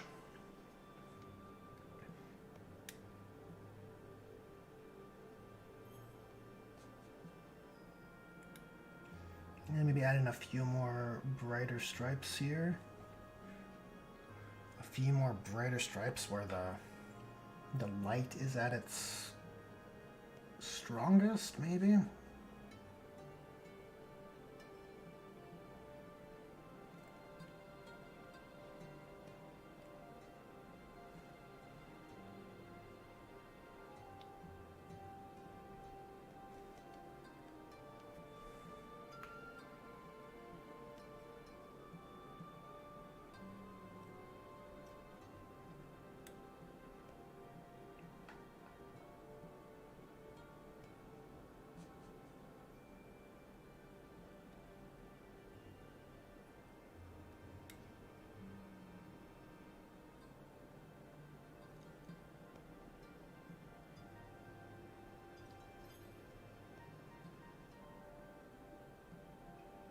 Oh no, I hit the sleeve.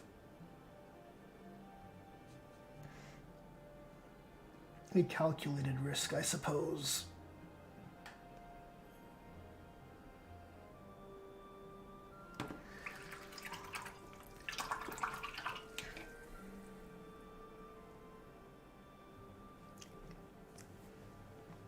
Francois says, Misfit, if you think you're done, take pictures of them.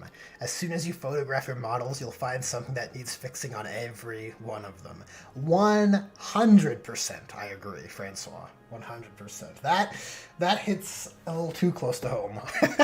If I'm being honest. It's terrible. All too often, you're feeling good, you're like, oh wow, look how good this paint job is. And you take a picture and all of your flaws are exposed. But it's a good tool though. At the same time, right? The other side of that coin, it's a good way to catch things that look weird. That look weird, I guess, after review. Something about looking at a model for too long, or I guess anything, right? If you're drawing on paper or whatever, you look at it for too long, you start to lose your ability to gauge objectively, or your judgment becomes askew. And having a photograph, that ability to just capture what it is without the bias of, I guess, your own perception, allows you to kind of reevaluate it more accurately. Asback NL, welcome to the stream.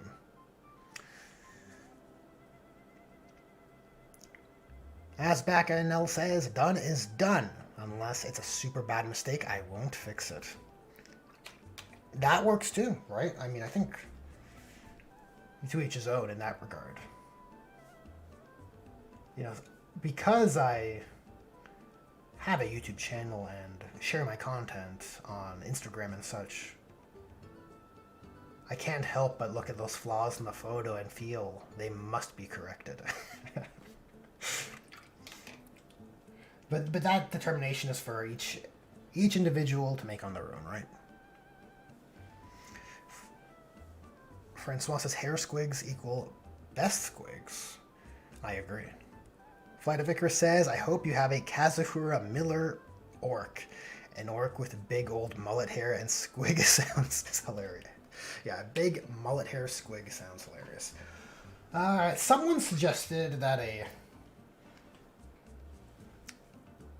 Kazuhira Miller orc could be a grot also. The idea being like you'd have a someone to always whisper in Big Boss's ear, right? So I don't hate that idea, but I would prefer for Master Miller, as he is formerly known as, to have a bit more substance than being just a grot. Need to give him a peg leg and sunglasses. I just don't know what unit type to use for such a pairing, right? Like, what unit would best serve Kaz?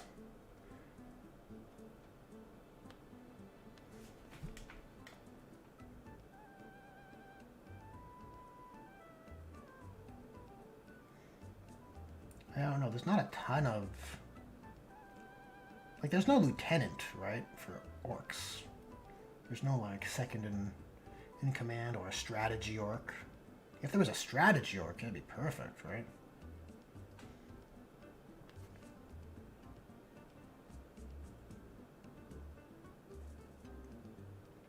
Think of that Gene Stealer Cults guy with the map.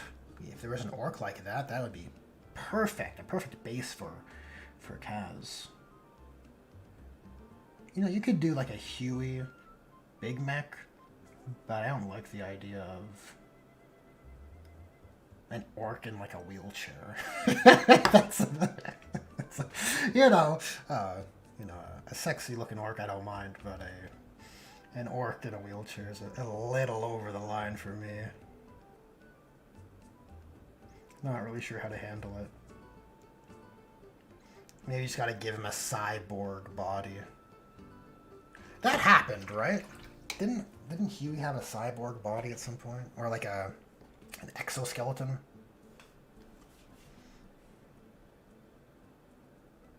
I feel like that was a thing.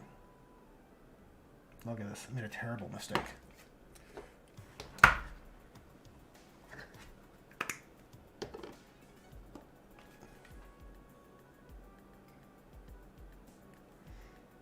Okay, we'll need a few passes to clear that up.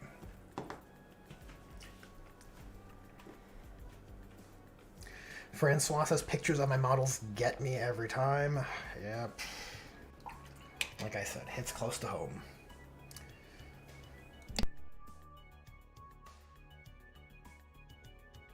Asback says characters don't count though. Those always gotta be 10 out of 10. Oh, fair point. That's a good place to draw that distinction, Asback. Yeah, characters are a great place to add that extra TLC, right? Though I am guilty of painting infantry putting a bit too much attention to those standard rank and file infantrymen. However, in the case of Kill Team, it's much more of a justifiable style of painting.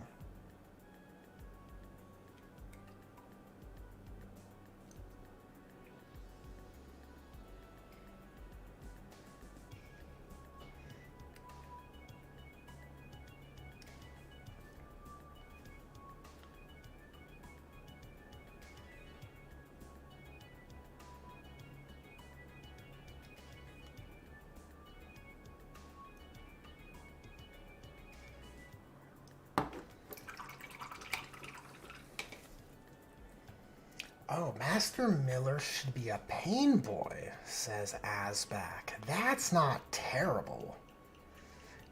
Because he's trained lots of gits.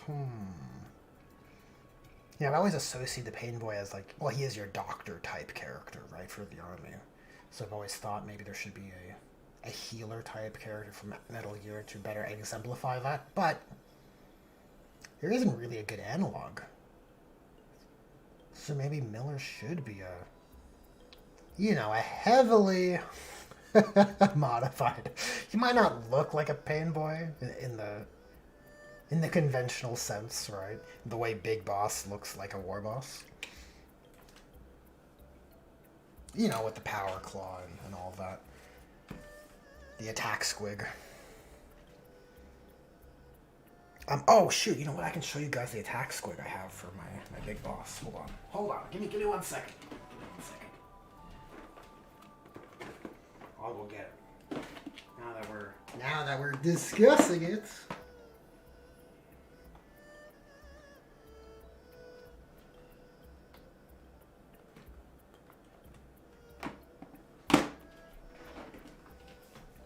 Check out this little attack squig. Look at this little guy.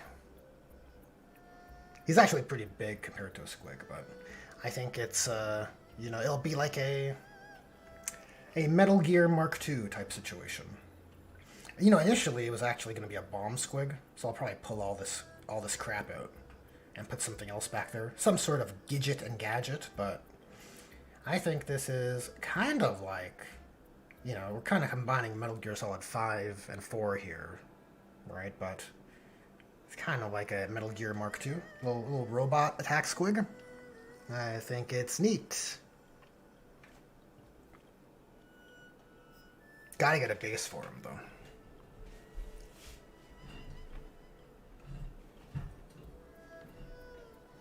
Francois says a squig minion. Yeah, kind of, sort of, right? Don't war bosses have attack squigs on their base?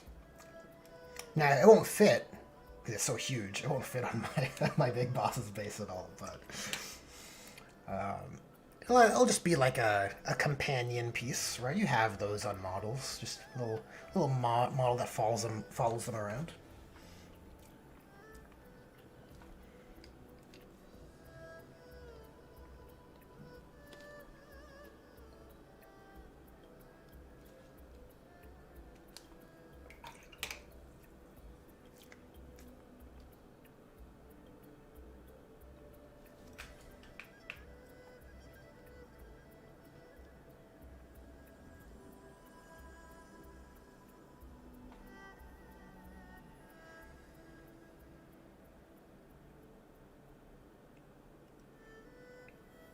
Uh-oh.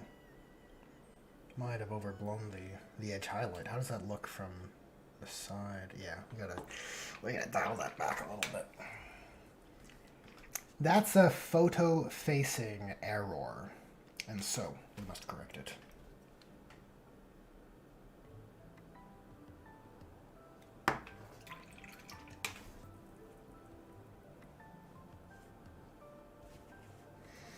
Francois says, sure do, but how many bosses have a yellow Despicable Me minion squig? Ah, interesting choice. Yeah, I don't think very many.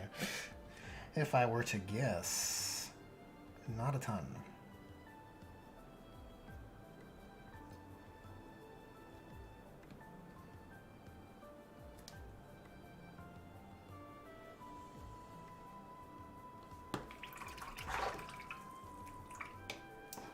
Asback says, but I expected nothing from the Deathwatch Index, so I'm quite happy.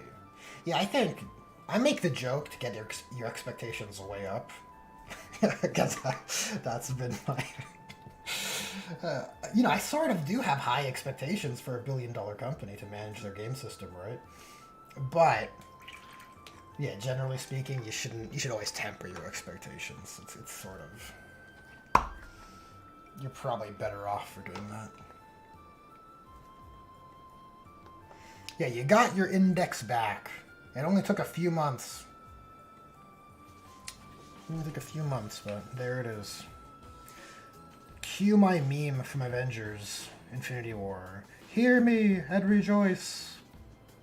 This is GW presenting you with your... bequeathing you from their high heavens with their rule support. I mean, it's not like Deathwatch players spent hundreds of dollars and hundreds of hours realizing their armies to be treated like that. It's not like that's the case at all.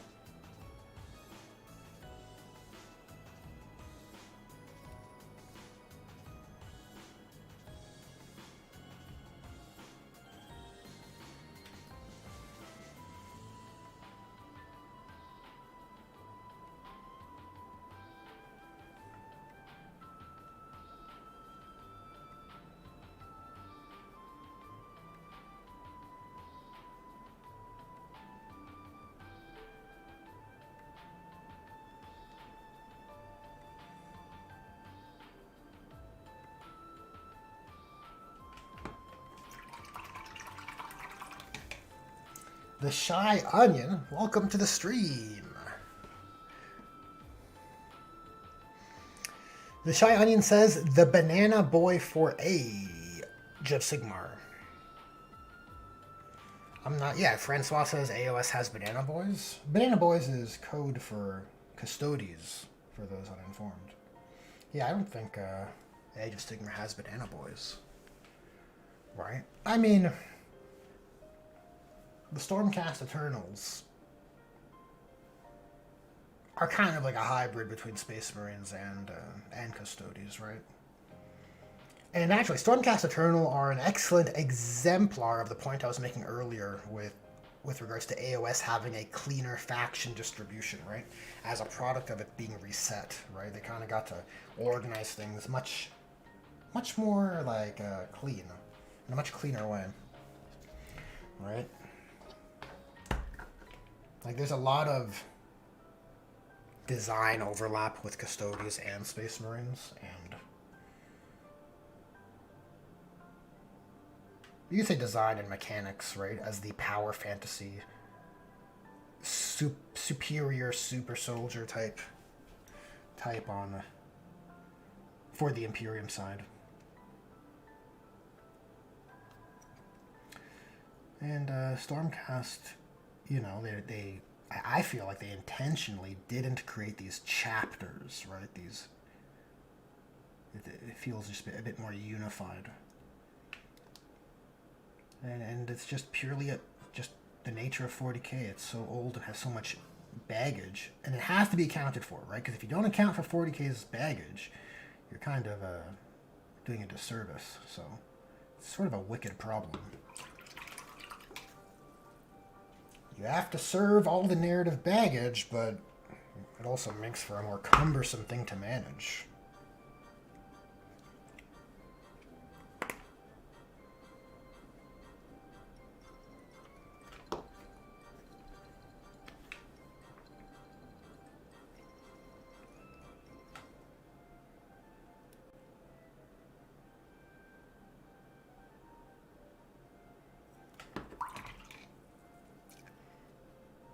They do a little bit of cleanup there. That edge highlight was a bit sloppy. Just a bit. And you know, while we got these colors out, we can clean up that ear. Because I'm pretty sure I did not do that.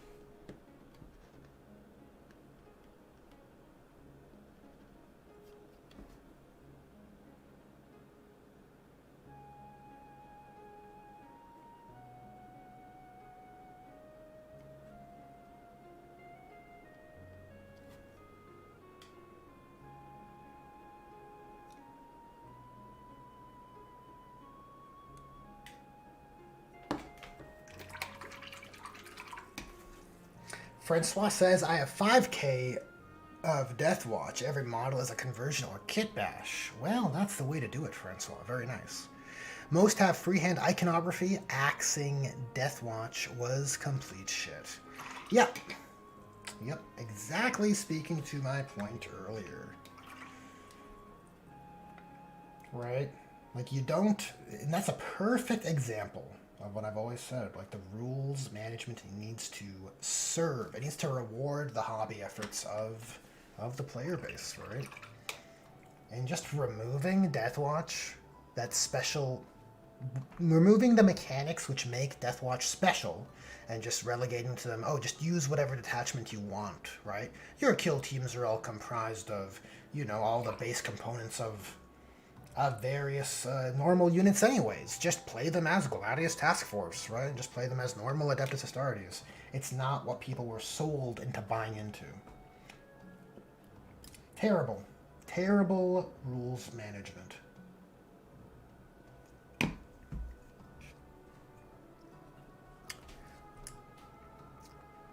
Asback says, I think the main issue is Games Workshop wants to have massive galaxy threat events instead of using the massive galaxy to have smaller scale issues.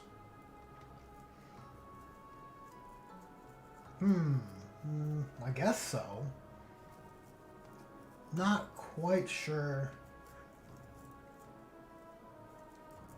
what you mean. I mean, I guess you have your small scale stuff in terms of Necromunda, right? Like that space. Kill team to a degree too. But you could have a high stakes kill team campaign, right? You know, there's no reason why a kill team type encounter can't take place amongst the larger galactic conflicts, right? Right? Like, it all comes down to the wire. It all comes down to this, right? And it's a kill team battle, let's say. That's possible. But I think as model makers, GW prefers 40k for sure, because the spectacle, right? The spectacle and diorama is best exemplified by their full scale games.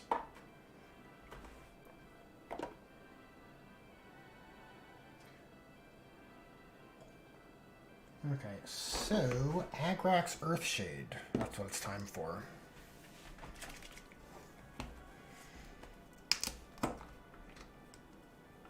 I wanted to apply this with a bit of precision, but I'm going to start kind of heavy on the pouches and go from there.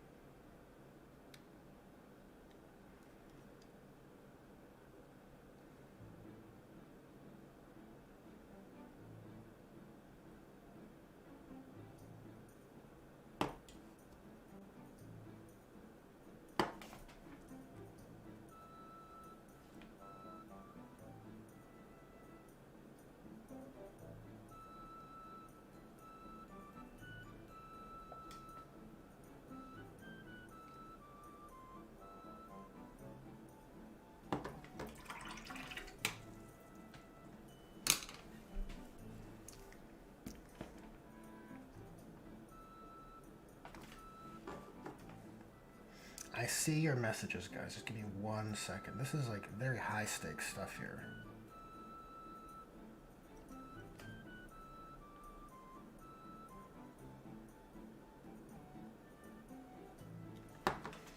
This is serious business.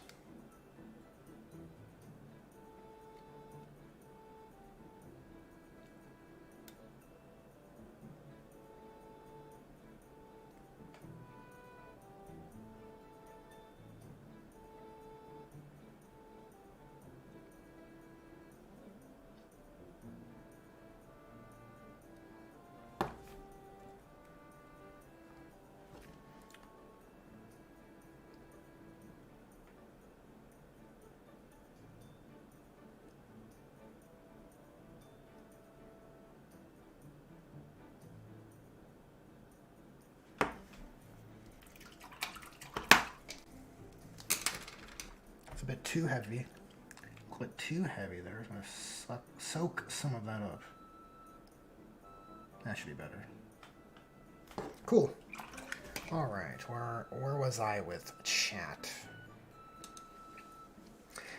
Francois says, that's the tourist talking. I like Deathwatch, and I'm interested in playing, but Deathwatch seems like too much rule of cool complexity for me. So, I don't know. Fanboys only.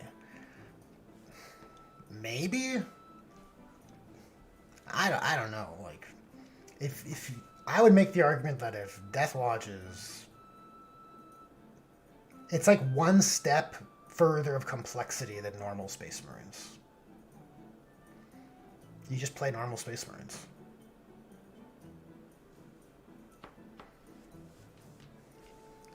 It's I don't think it was a change, Francois, to make Deathwatch more accessible.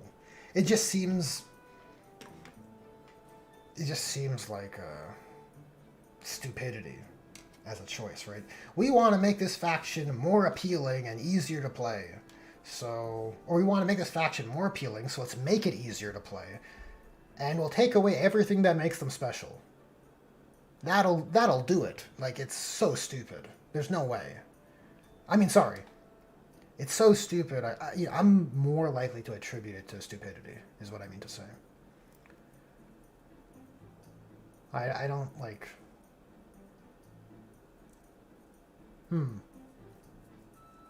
I suppose I agree with your point in part.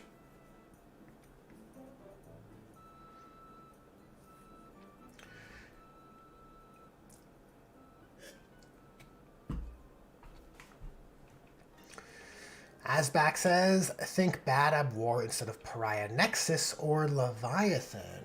Okay, I see what you're saying, Asbak. Yeah, Games Workshop likes to have these big events in that sense. But they're big events that don't seem to... They seem shallow in comparison to Bad Ab, though. And maybe that's because the scale is so much larger, right? They just seem like framing devices to sell box sets at the start of an edition.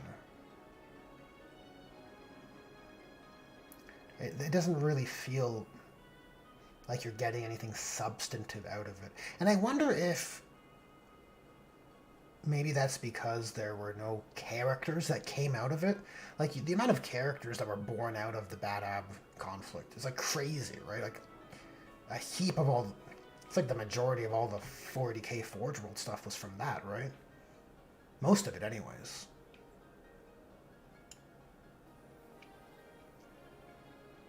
When you get a box set framed for a conflict, it's usually just, like, generic characters. It doesn't feel that significant. Maybe that's part of it. But on the other hand, the Lion and Angron came out of Arcs of Omen, and that similarly felt so shallow. Everything is about the Arcs of Omen. There's all these ships, and it's going to change everything. And now it's like, hey, where are all the ships? What's the big deal? I thought this was serious business. Right? Or was it just a ploy? Not a ploy, but just a framing device to sell boarding actions, right? I don't know. I don't know where I sit on that issue. Why does the Bad Ab War feel more significant.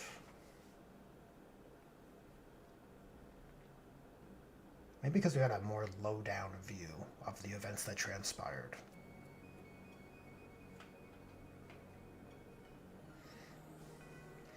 Asback says, at Francois, nah, Deathwatch just looks cool and it's fun to try and collect every chapter that exists. Asback says, that's it. If every other week/edition a massive galaxy-ending threat shows up, it loses its meaning. Fair point. Misfit says, I'm trying to get a 40k or Kill Team game arranged for Games Club Wednesday.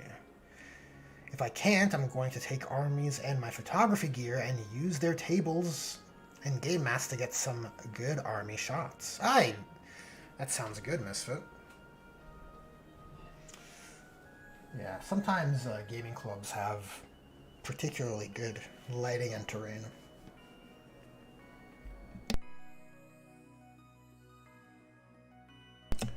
Sometimes you can get some pretty scenic stuff.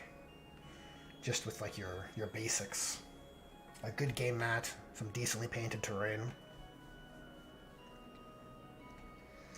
Asback says, just look at the Marvel movies. Ah yes, with regards to new threats showing up every week, it loses its meaning. Yeah, I am inclined to agree. Though at the time, I was pretty into the MCU. I didn't feel like it was... No, your point still stands. Your point still stands. Francois says it's more like I chose basic Marine learning curve and get my butt kicked by Rule of Cool Marines that are too expensive and complex for me. GW, we hear you, new Marine customer.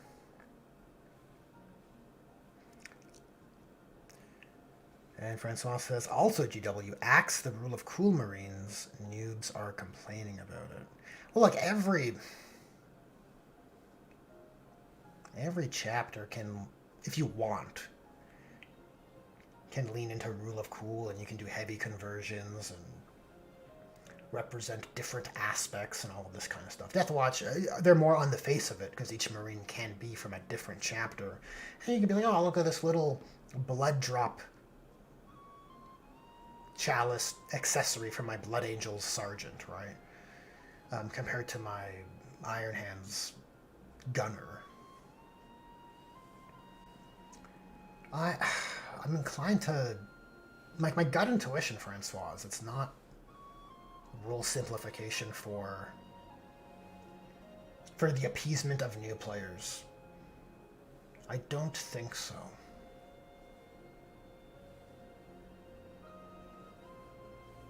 Maybe on a core rules level, but I don't think like a removing of a faction. It just seems like...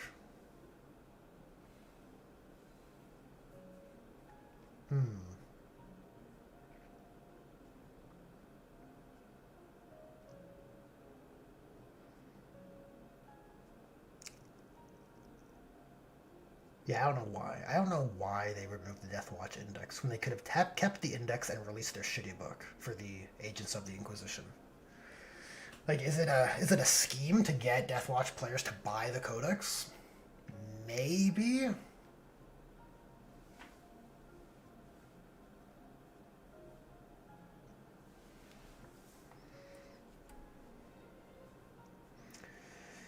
Flight of Icarus says, I swear the best time to notice mold lines is when you're priming minis. I'm priming Vespids right now. Oh, that sounds fun. Painting Vespids seems like a fun time.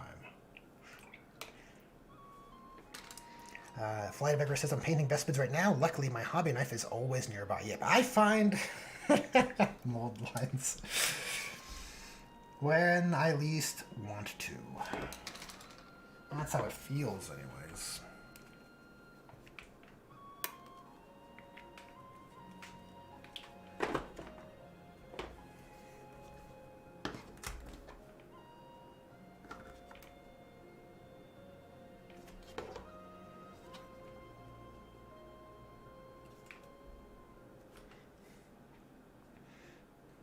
Let's try and get this skull a bit closer towards white.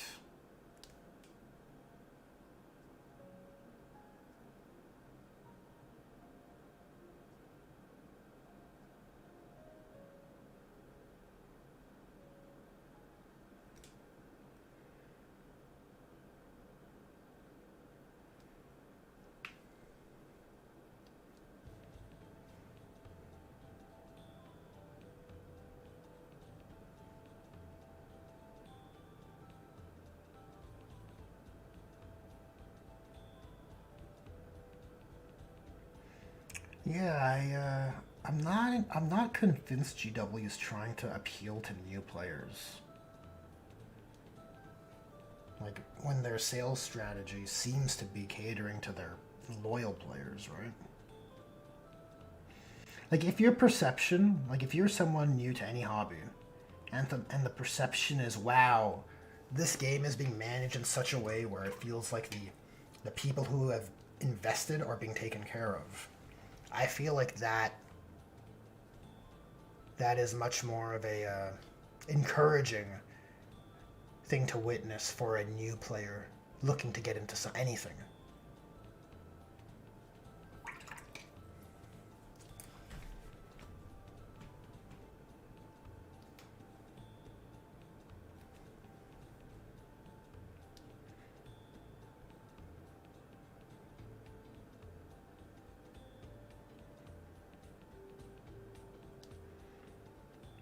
Like I think the points versus power level conversation hits the kind of same sort of question, right? Did they change points for new players to use power? I don't think so. I think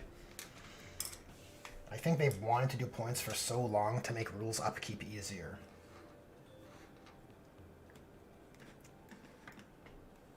I think that the rules updates and balancing of things is something Games Workshop actually doesn't want to do, but they're sort of forced to because 40K has become so popular in the competitive space, right? So they're kind of forced to balance points, and it's much easier to balance power than points.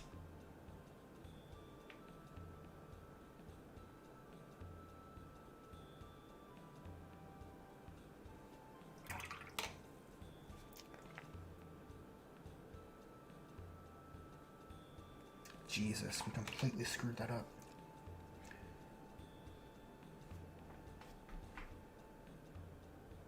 What a disaster.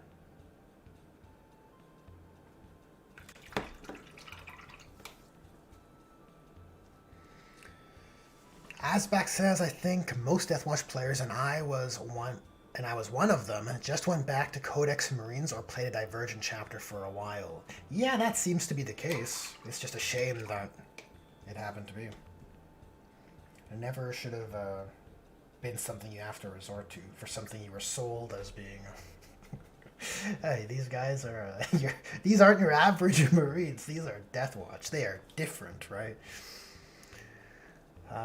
Flight of Icarus says, honestly, the Agents of the Imperium Codex was everything I was afraid it would be. Just a mishmash of whatever kill teams they chucked out with some miscellaneous units from other armies. Yes, though I think you could make it work. I think, for me, the Codex is a great idea, but a terribly flawed execution. I think there's a way to make the Inquisition. And it wouldn't be an Agents of the Imperium. It's a key distinction, right? It would be an Agents of the Inquisition book. And I think you have to frame everything around the authority of the Inquisition, right? I think it could be very, very interesting. Flight of Icarus says, maybe if they had it act as almost a supplement to other army books, it could have gone down a bit better. Like you could also use a Grey Knights or Sisters or Deathwatch or Guard rules and minis. Oh, now you're suggesting things more in line with what I was thinking. Francois says, Agents of the Imperium is another one. Build Inquisitors retinue from scratch? No. Basic model kits and preset formations only. Can't be too complex for new players. Competitive balance, GW deflects. See, Francois, that's kind of where I disagree, because it seems very obvious the reason why you don't have Build-A-Bear customization in your models is not because they want to cater to new players and have friendlier rules. It seems to be that GW doesn't want to sell or create rules that don't perfectly align to the products they sell in the box, i.e., Terminators and Storm Shields, right? Or sorry, Terminator Captains and Thunderhammers and Storm Shields, right? A Terminator Captain just plainly doesn't have access to gear they should have, gear they've had in the past, and it's because it's not in the kit, right? It's why, Land Raiders can't have. It's why Space Marine vehicles can't have multi-meltas unless you're playing Black Templars, because they have an upgrade sprue, right? That has one melta on it. And that's the business model they default to, or that is the paradigm which informs their rules writing most of the time. They make exceptions, but by and large, it seems to be the rule simplification seems to be based on how products are sold, just to discourage people from having value in third-party resellers and 3D printing, more so now. Right, but at the time when they made the switch, I think it was a direct reaction to people going for third-party bits. Yeah, I don't agree that it's just to appeal to new players. There's too many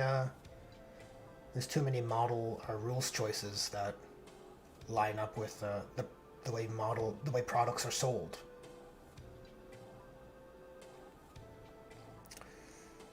Flight of Icarus says we really need a generic Inquisitor model with a ton of options so bad. Maybe like 2 or 3 of them, one for each Ordo. Yes, Flight of Icarus. Unfortunately, that's what it would require for GW to do a proper Inquisition-style rule.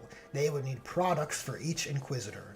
A generic Ordo, Xenos, Malleus Inquisitor with a whole bunch of options, similar to the Autarch, right? The Autarch, I believe, has all the options because 2 Autarch kits exist and you can buy them, right? If GW didn't have those kits and it was just an easy to build Autarch, right, and that's all they sold, I'm willing to bet the Autarch wouldn't have the options from all the Aspect Warriors, right? You just have whatever came in that easy to build variant. It's cringe because the best part of the hobby is the creative element, I think. And then the reward for that creative effort is playing the game.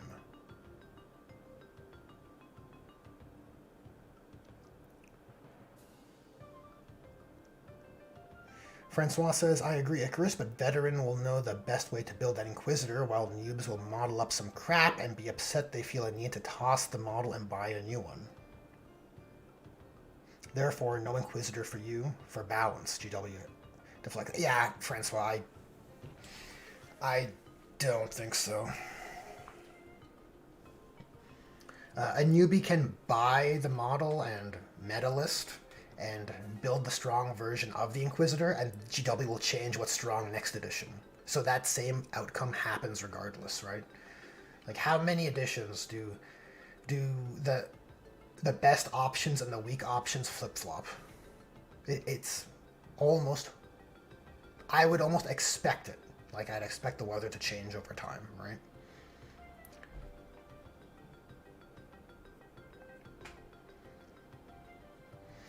Asback says, Build-A-Bear makes it a balancing nightmare as well, not to mention having to deal with having things in stock, which they already have issues with. Yeah, that's another issue we can add to the the machine, right? Yeah, we know they don't want to have an inventory. We know GW does not want to deal with managing an inventory for their game system. It seems like they want consistently rising quarterly returns, right? And it seems like they've cracked the code by having a production cycle that produces X amount of quantity, which they know they have a greater demand for, and then which in turn makes those products more valuable, and then they can sell those. to 0, and not having to deal with inventory either. Which is certainly a loss from a game management perspective. Like you want an inventory, right? You want to support your game system by having an inventory so that if I'm a serious player and I'm like, you know what, I think it's time to expand to some maliceptors, right? It's like, well, you can't because they've only made like they haven't made enough, plainly.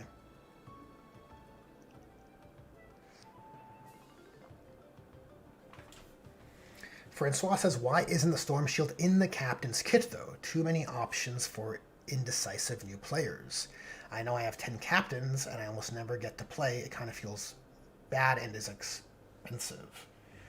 Yeah, I mean, different players, well, everyone has different lifestyles, and different players will play more than others. That's just kind of the nature of what that is. Um, yeah, some passionate players will get multiple games in a week. It's not unreasonable. And then, meanwhile, some people play like once a month, right? And then they spend the rest of their time painting here and there, and living their hobby life. Why this Storm Shield isn't in the captain's kit though? Too many options for indecisive new players. Doubt it. Doubt it. It's not there because they wanted one sprue. That whatever, like, what is it, 6x3 or not even like 4x3, whatever that small sprue size they have for characters. They can only fit so many things, and then you have to limit some options, right? Because the expectation for the Terminators loadouts historically have been anything Terminators could take, right? Because of course, why couldn't the captain, right?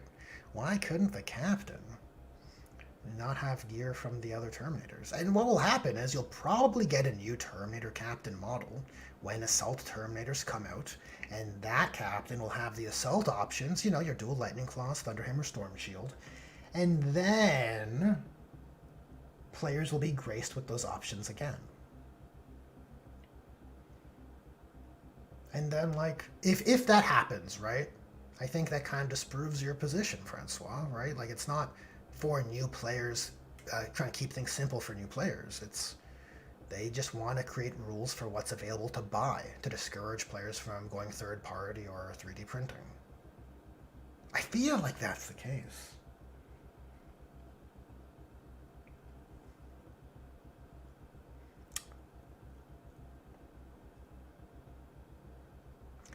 Flight of Icarus says, I kind of don't believe Inquisitors will be competitive or meta-like ever. Since they can soup anywhere, they would make playing the game at a high level really boring if Inquisitors were meta. They could be, right? There's Draxus, Inquisitor, Xenos Draxus was very popular for a while. Assassins are also similarly useful in that regard, right? It's like, oh wow, assassins in this list. Yeah, why would I not have an assassin? I need someone to screw with my opponent's CP or an easy action monkey to go uppy downy, right, for my army. It's pretty possible for Inquisitors to be auto includes, as they say.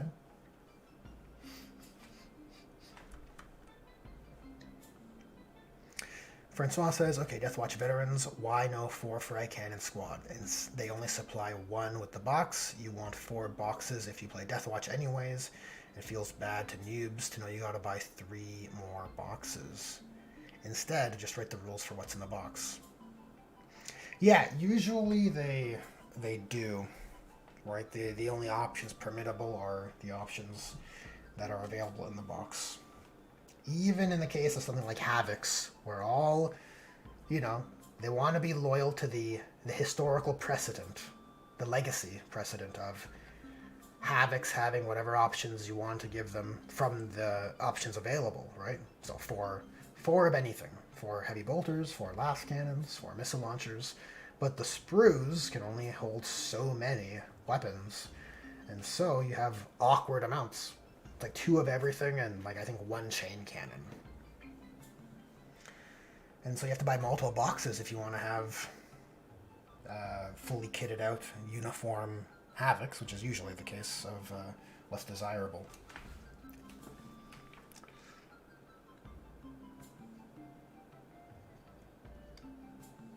Well, look at that. Time has flown by. Okay, well, we'll hobby for a bit more. We started earlier today. We can go a bit longer.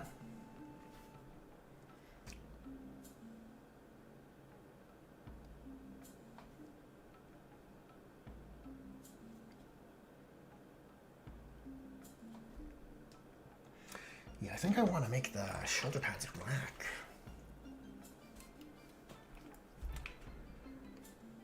Let's see.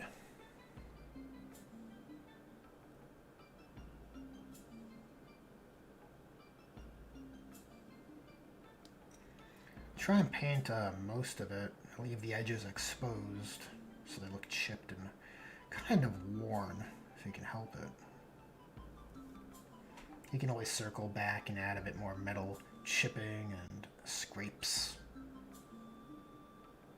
if need be.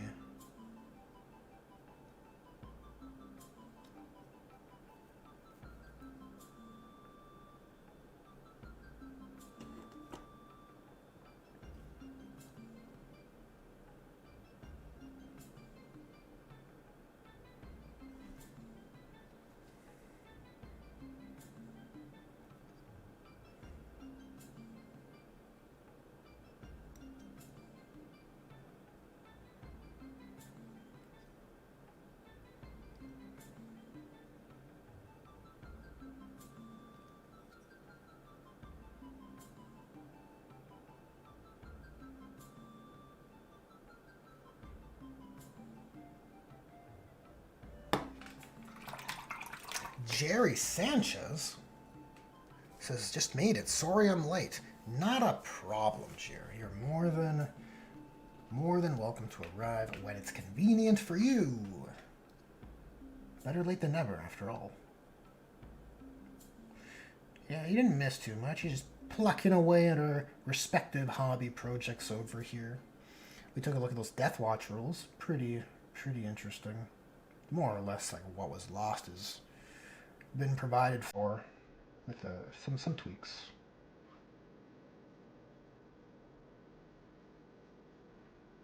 With some tweaks.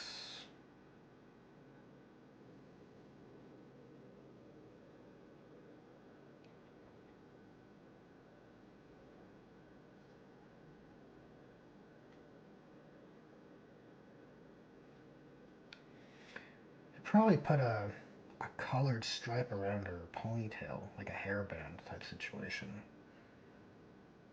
Maybe I could use a bright blue or pink for that, as per what you guys were suggesting earlier.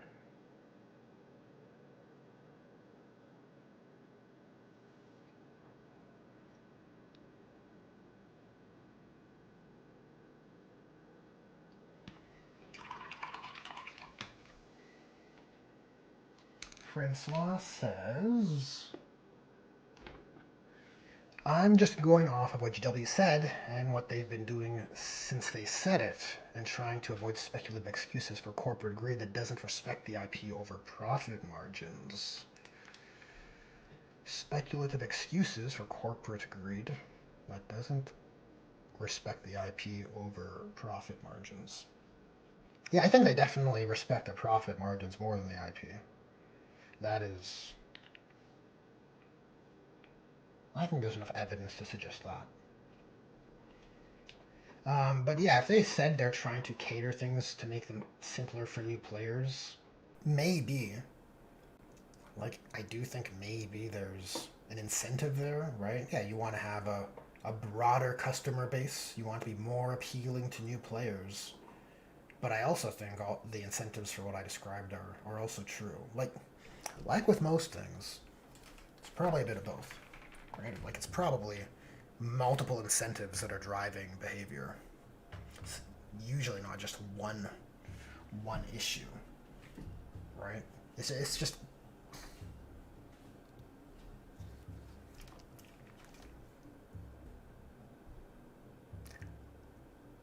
Like, I think for, like, on the core rules layer of things, I think the dilution of the attack sequence, losing weapon skill and evasion, like that kind of, you know, we have a one factor hit test. We have, so the attack sequence is three tests, right?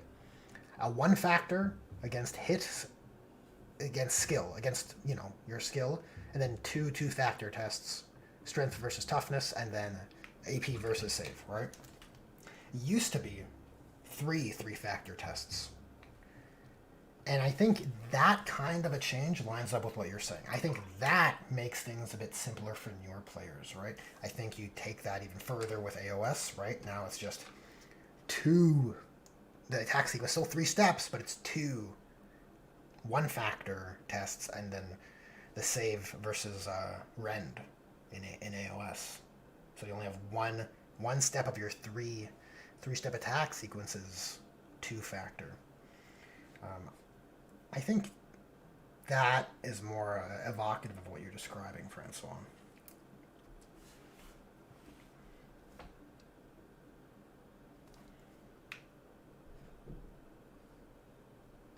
However, if they really wanted to court new players,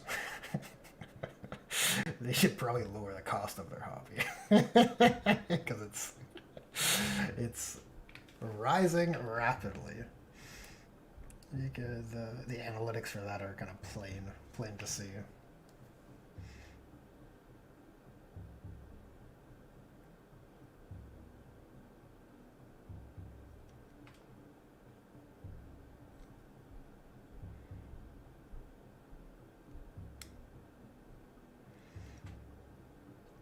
That might be a better way to court new players. This is way too bright.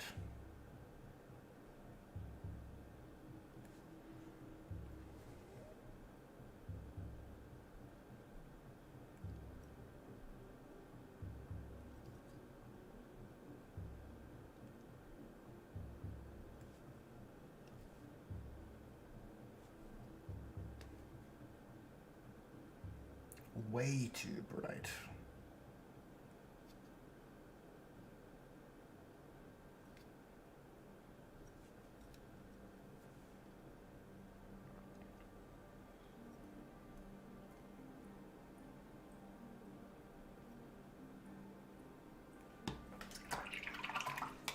Warp Forge, welcome to the stream.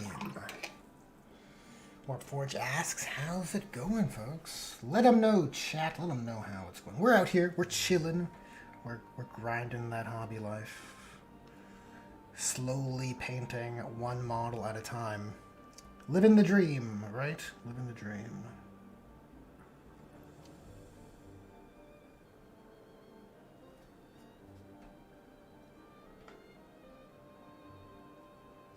Yeah, I'll definitely have to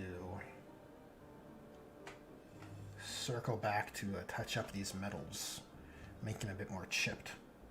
And then I think once you do that, add in a null and oil wash, I think these shoulder pads are going to look pretty good, actually.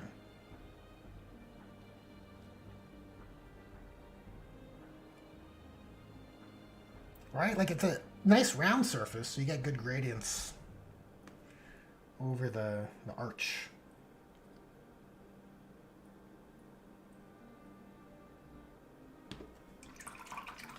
If you feel me. Flight of Icarus says, I can at least appreciate GW being this flexible and responding to player criticism this quickly or even at all. Maybe it's begging for scraps, but I'll give them props for that. Yeah, so I can understand, Icarus, I can understand. This speaks to a position I've had for a while where I feel like GW players, GW customers, have, they're so used to being treated poorly by the game management that it's like they're happy with what I would quantify as like the bare minimums, right? Like you're happy for anything if at all, right? that attitude. That's sort of what spawned my my channel. Honestly, I was just perplexed, I finally looked into the rules management of this hobby that I've been in and out of, just painting here and there, and I was like, why is everyone so cool with this? This doesn't add up to me. This is weird.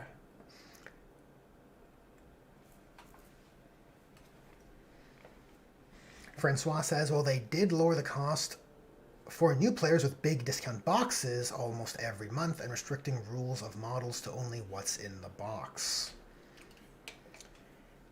I suppose, not historically, the precedent has we've always had these entry boxes, like your start collecting, right? Your combat patrol now, that are discounted. Like, I think, well, it works out to something like one free unit or like a free character or whatever, right? It might differ from box set to box set. So I see what you're saying. It is more friendly to new players. But my only point with the price could be better for new players is, like, we've seen, like, it's almost a meme at this point. Every 6 months, maybe less, GW puts an announcement on the community site, because of strains on the economy or whatever environmental factor, we have to increase prices. Here's what's going to increase. Get it while you can. Also a sales tactic, right? Let's point that out there.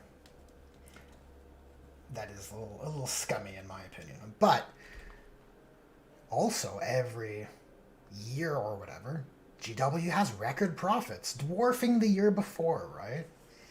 So it feels like it's not necessarily the case where they're needing those price increases. I think they, like with any public company, they have to do right by their shareholders. They have to sell more. They have to be worth more than they were yesterday. And I think that's sort of a product of it. The ever-increasing price of the hobby. They cannot help it. Until they diversify enough, then maybe the model side of things will settle down. Like if they get some crazy mainstream Amazon TV deal, and then now they sell merch. A whole new, like, avenue. Or they have merch currently, but let's say they have now mainstream appeal. Maybe there'll be less pressure on the hobby to constantly increase their prices, especially when 3D printing will be decreasing their prices at probably a similar rate as technology tends to get cheaper over time, right?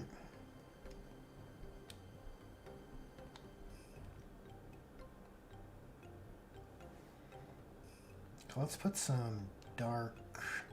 This is actually just black primer. I think I want to enhance those.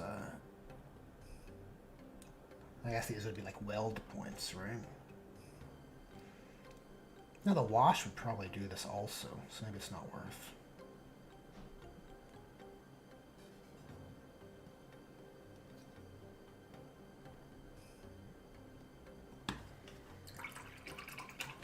Interesting discussion, guys. Interesting discussion.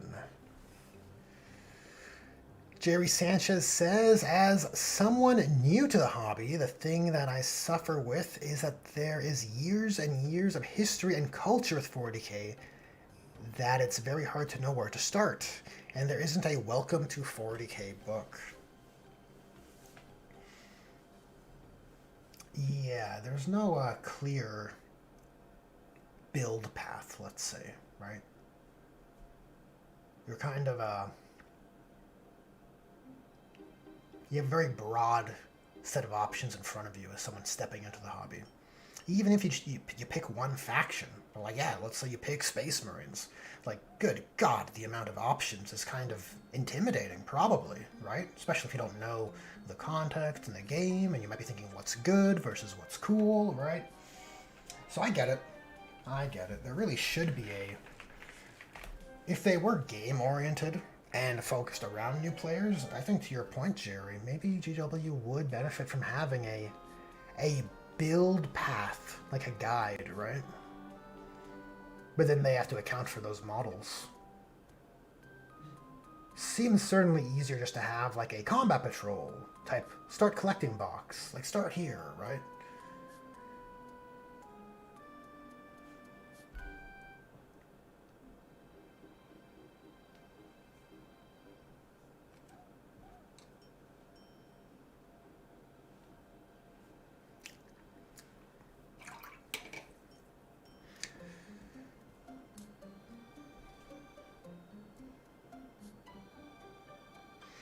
Icarus says, GW's merch bothers me immensely. It's so bad and such a waste compared to what it could be. Yeah, probably.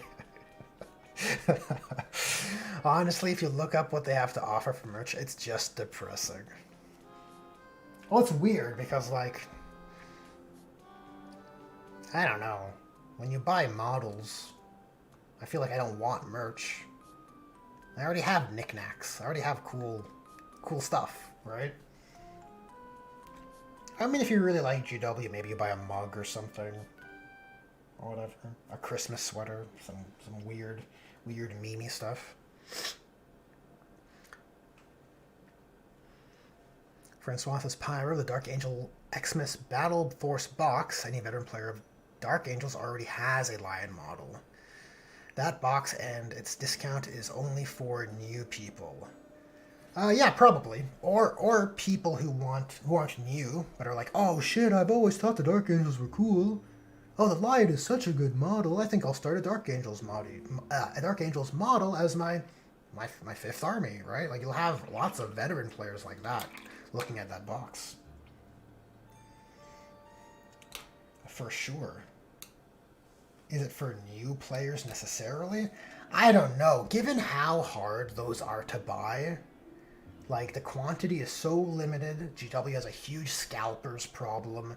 I don't think the Xmas battle boxes are for new players. I think it's like a discounted box that people who are already invested in the hobby can gift to themselves, if I'm honest. It's like, oh, I've always wanted an excuse to start Tau. I love battle suits, and this box is all battle suits. It's a lot of, I don't know. I'm kind of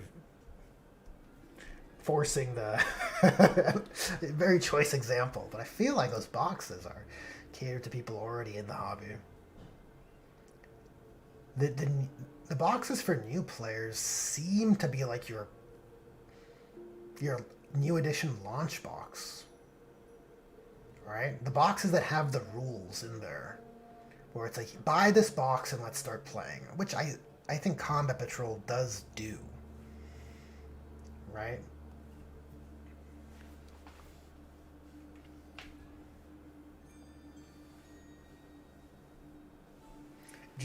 Francois says GW doesn't want a build path for new players. They want them to make the mistake of buying a tactical squad. Yes, absolutely. That is sinister, to use a dramatic word. That is a sinister choice on their part. Yeah, because why wouldn't they want you to just buy stuff? Oh, shoot, it's not good. Well, you gotta buy something else, right? Oh, it's not what you thought it was? Guess tough luck, right? You bought it, you built it, it's too late, right? Maybe there's a good series in that idea. A build path for every faction. But it's gonna get dwarfed, right? It's gonna get upset when the edition changes and those things are no longer what they are.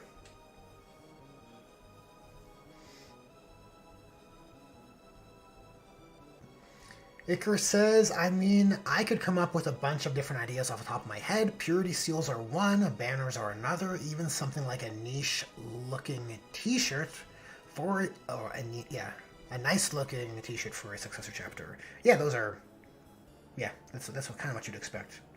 Right, especially with the tribal kind of meme nature of 40K's factions. People want to rep their team, right? You would hope they would have t-shirts for every faction. I actually don't know the state of GW's merch. I don't shop for it. Flight of Vicar says, I'd love to have a t-shirt that's like quartered with a checker pattern and yellow with a Lamenter symbol on it. Could be really neat. Francois says, I agree starting a new faction. A veteran starting a new faction will buy the box. That's a new Dark Angels player. The same with combat patrols. Anyone with an army already don't want 3/4 of what's in it. Yep, usually the case. Usually the case. The cynical mind in me assumes, and it could be wrong, that these Christmas battle boxes are just overstock inventory that isn't moving right now. Right? Either inventory that isn't moving or inventory that maybe the rules aren't especially good for. It's not desirable for the meta, maybe, or they just have a surplus for whatever reason and they want to move it. Generally, that's what retailers do with sales, right? They want to get that inventory off their load, which they need to manage.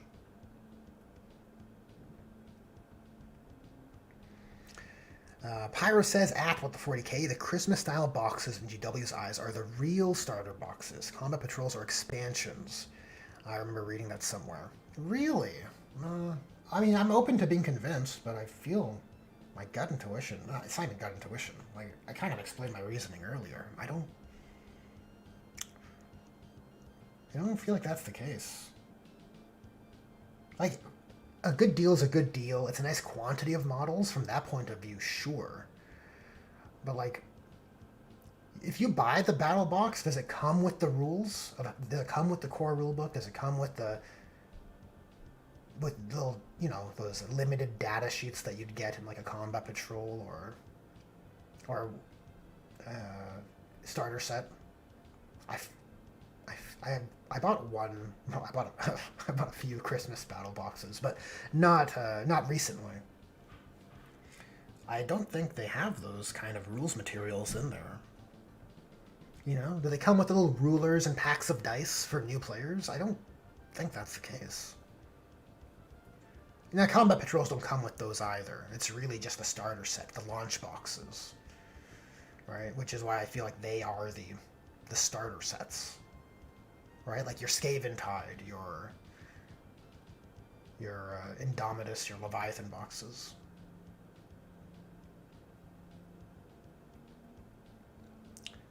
Francois says there's a ton of videos for each faction build path, though. They're called meta list videos.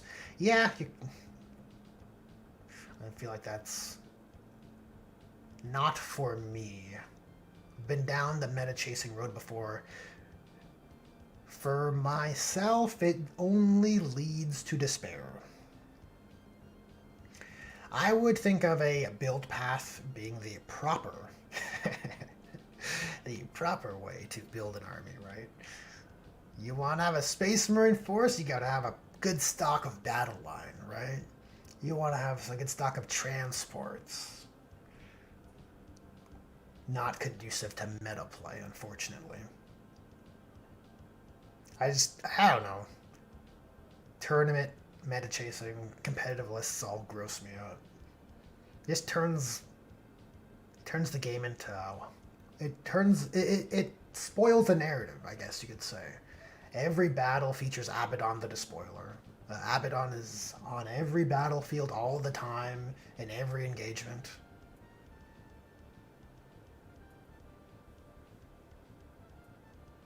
That sort of thing.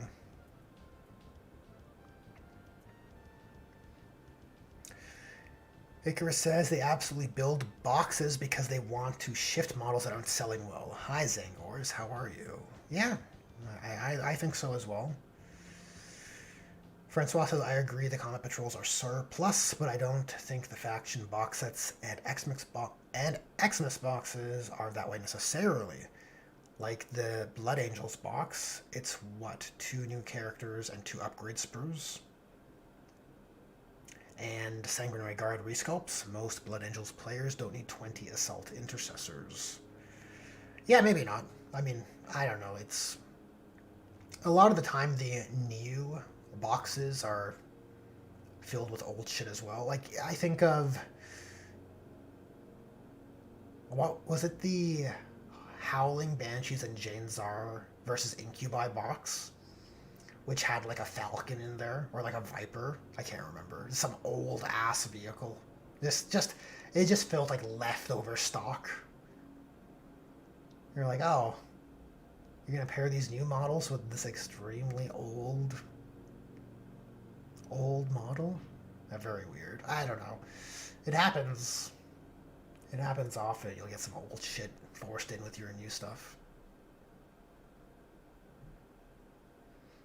There is the occasional Shadow Spear, but that feels like the exception, right? I think Shadow Spear was a box that was everything in there was new. I think.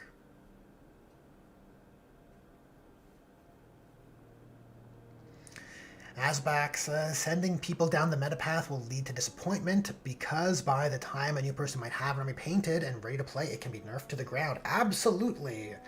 And, well, GW doesn't care because that's more sales justification, right? It's like, oh, well, you got to pivot, right? You got to collect the whole range to play competitively, right? So whenever the meta shifts, you're good to go, right? That's sort of the idea. Which I can appreciate wanting to collect the whole range for the like, you know, from a collector point of view. You want to build out the company, right? But it's certainly, I don't know. You don't have to have these flips, these severe flips between what's desirable and what you never want to take because it's trash.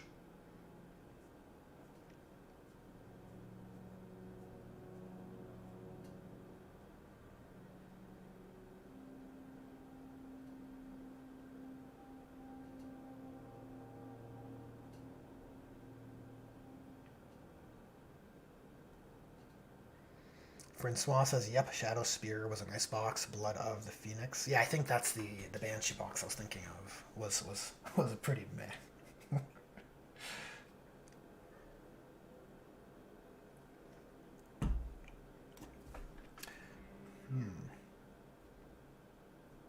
Okay, maybe I'll just do a bit of edge highlighting.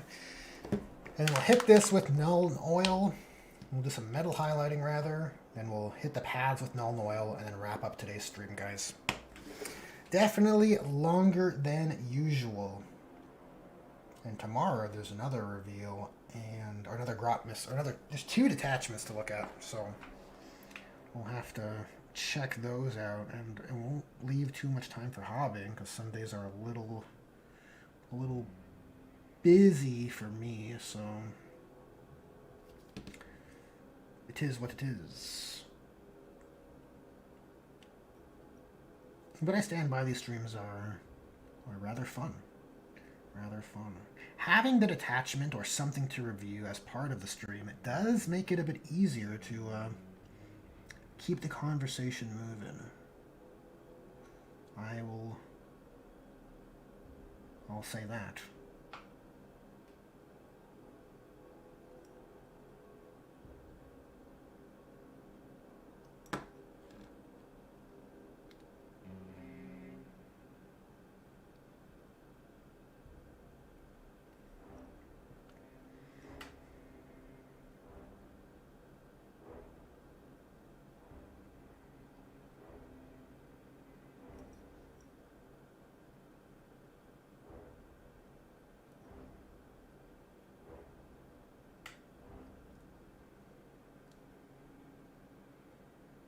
So we have a chip. I think we want to enhance the chips in the armor.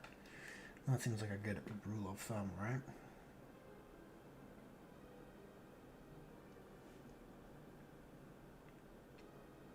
That seems smart.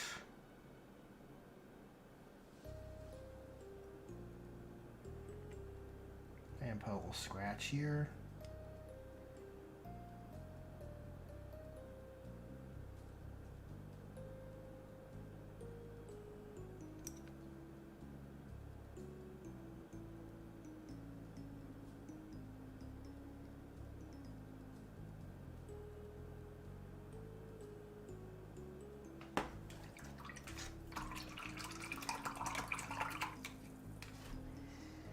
Flight of Icarus says right now you can't even play Emperor's Children properly unless you got Lucius the Eternal, a model they don't even sell currently, by the way. Yeah. Yeah, how embarrassing. I hate that.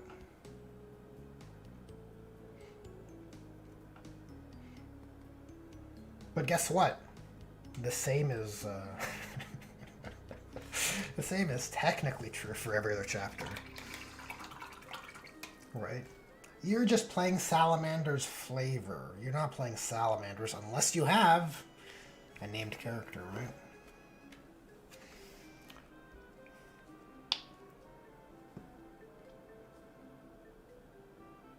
But your point stands. The Emperor's Children take it to the nth degree. You can't even use the detachment.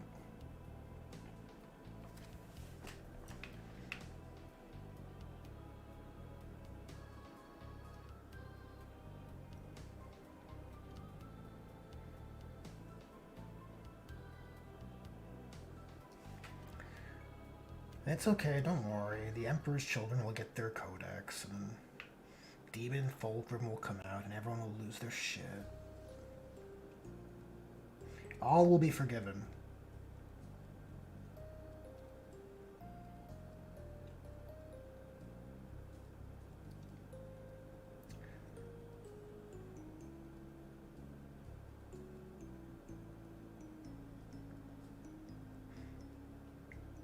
Personally, I hope the Emperor's Children are super, super disturbing and depraved. I hope they don't pull the punches.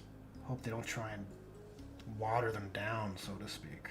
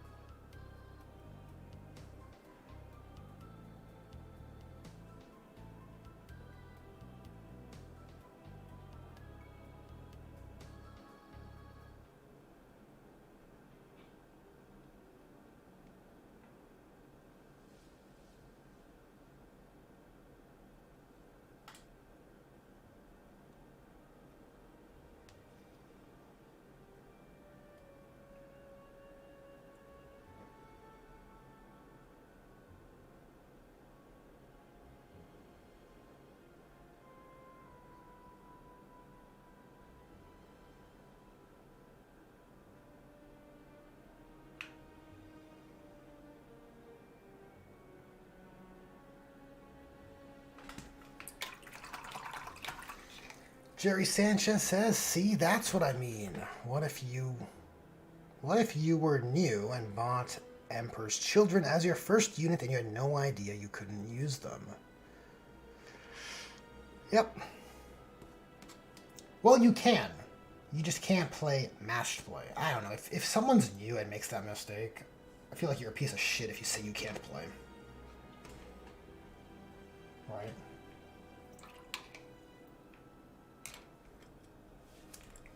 But you know, the principle of what you're laying out there, Jared, does hold, but yeah, it takes a certain type of asshole to deny a new player from from playing it if they made a mistake that could easily be framed as Games Workshop's fault.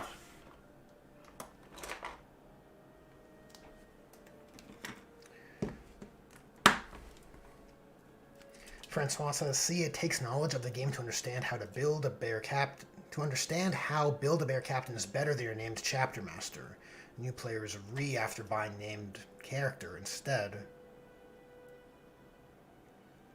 Make new customer happy. No customization, no complex reading of rules. Just buy Chapter Master and win. Yeah, well, you would hope that the points cost of these named epic heroes would, justify their cost, and it would be fair. But it feels to me like epic heroes are undercosted. And that's a choice, all right? It's a choice on GW's part to have Hero Hammer. They want those centerpiece models, right? Like, they basically want every Space Marines player to buy those epic heroes because, well, it's a product that's only for them, right? Only for those players.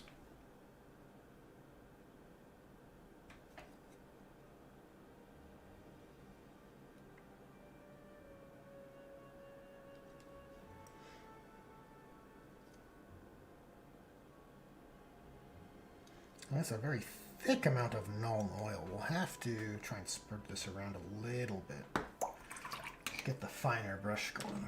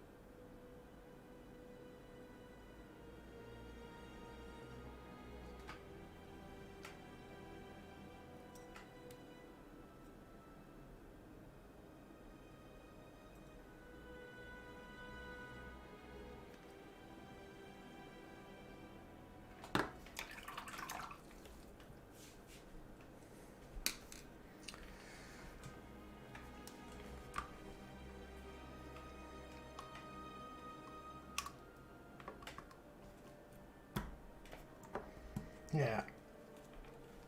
Just thinking on your point there, Francois. See, it takes knowledge of the game to understand how to build a bear captain is better than your named chapter master. I mean, usually. You still want a captain. And it is Build-A-Bear if you have all the component parts available in different kits, like with the Autarch.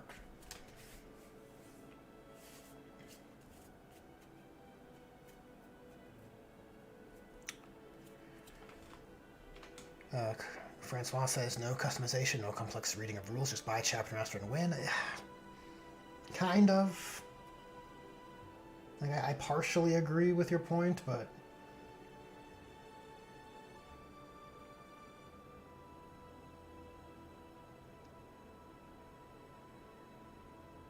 I don't know. Like, you have options with certain Build-A-Bear characters, like the Autarch, that makes me feel otherwise.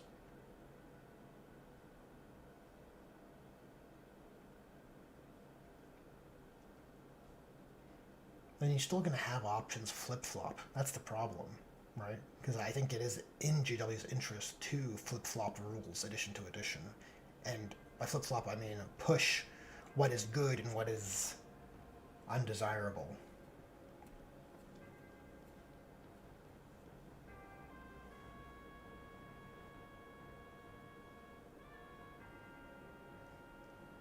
Oh, Francois says, Amazon just dropped off my new Proxon hot wire table. Oh, very nice. Doing a bit of wire work, eh? A bit of foam core, I assume. That's pretty cool. Icarus says, what gets me is just, if you're following the rumors and GW's release patterns, you know the Emperor's Children are coming soon. But if you follow the way GW wants you to know what they're releasing,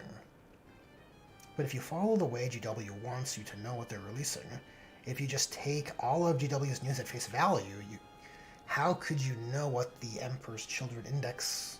How could you know that when the Emperor's Children's Index was announced? That they'd get a full codex and a release later. You just have that. If you were trying to get into the Emperor's Children when the index was announced with no prior knowledge or rumors, you'd be in for a very hard time collecting that army. Well, yeah. I mean, it's... They should make it explicit. Right? And I guess I should clarify. When the Emperor's Children Index came out, GW should make it very explicit that the Emperor's Children are getting a new codex. They're getting redone. They should just be upfront with it. And say, this index is for players who already have Emperor's Children. Who already play Emperor's Children, right? Who already have a collection. It's intended to serve your Chaos Space Marines... Your Chaos Space Marine army painted like Emperor's Children.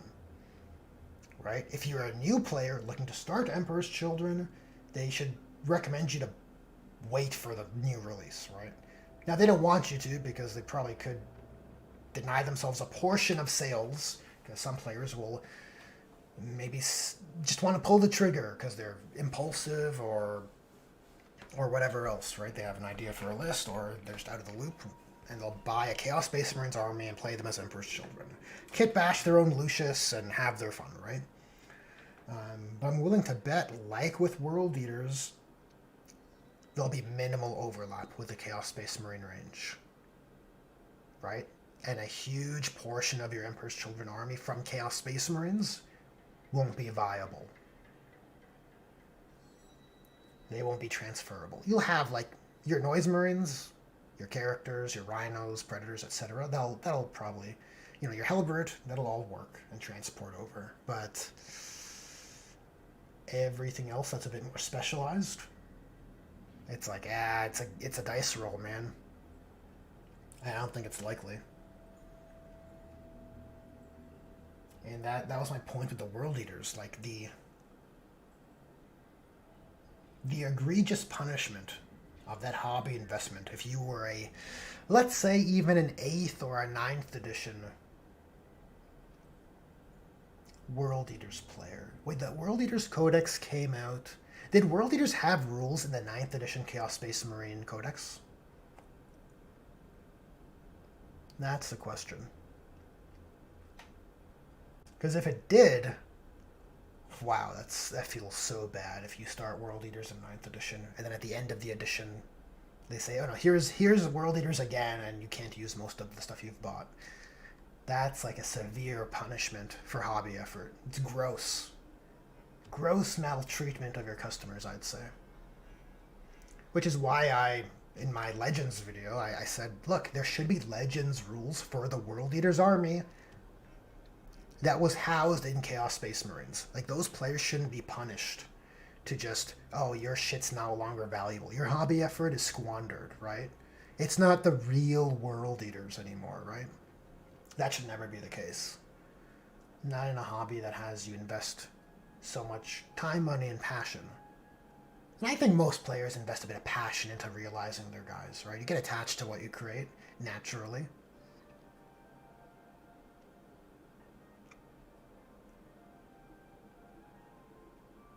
Okay, Flight of Icarus said the World Eaters didn't have a section in the Codex, but they did have a White Dwarf. Okay, that sounds familiar, right. So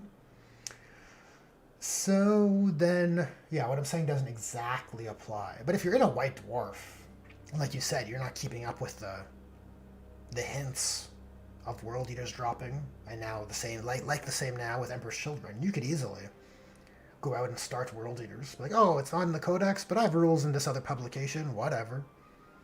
Right? Maybe you just play off Battlescribe or Wahapedia. You don't even know the difference. Right? It's terrible. But it'd be less terrible. Well, you know what? I think GW can choose to nuke whatever they want and refresh and expand whatever they want for their vision. But they should respect the previous hobby efforts. They should have a World Eater, a legacy World Eaters rule set and datasheets in Legends. right? Like, you should be able to take your 8th edition, let's say, World Eater's Army and use it. Your Havocs, your Bikers, your Warp Talons, all that shit. Maybe the rules now are so generic, though, you could just do that. Just take Renegade Raiders and play that. Feels bad, though. Feels bad when you're looking at other real World Eaters across the table. They have Angron, and you don't, right? They have Karn, and you don't. Feels bad.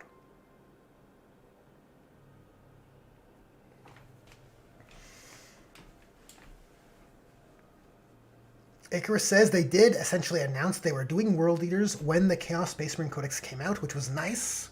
However, they've not really made that clear about the Emperor's Children. Well, Icarus, I appreciate the clarification on that. That is great. That transparency should be encouraged. Certainly.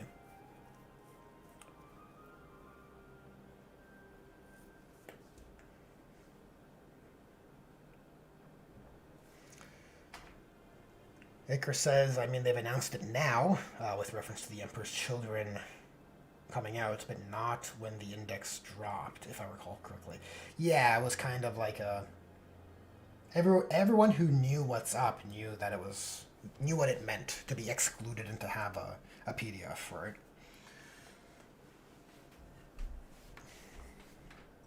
And how are we looking? This is dry? Yeah, for the most part. I think she's shaping up. Maybe next stream will be weapons. Weapons and maybe bases too? That could be too ambitious, but... Yeah, I don't like how it's shaping.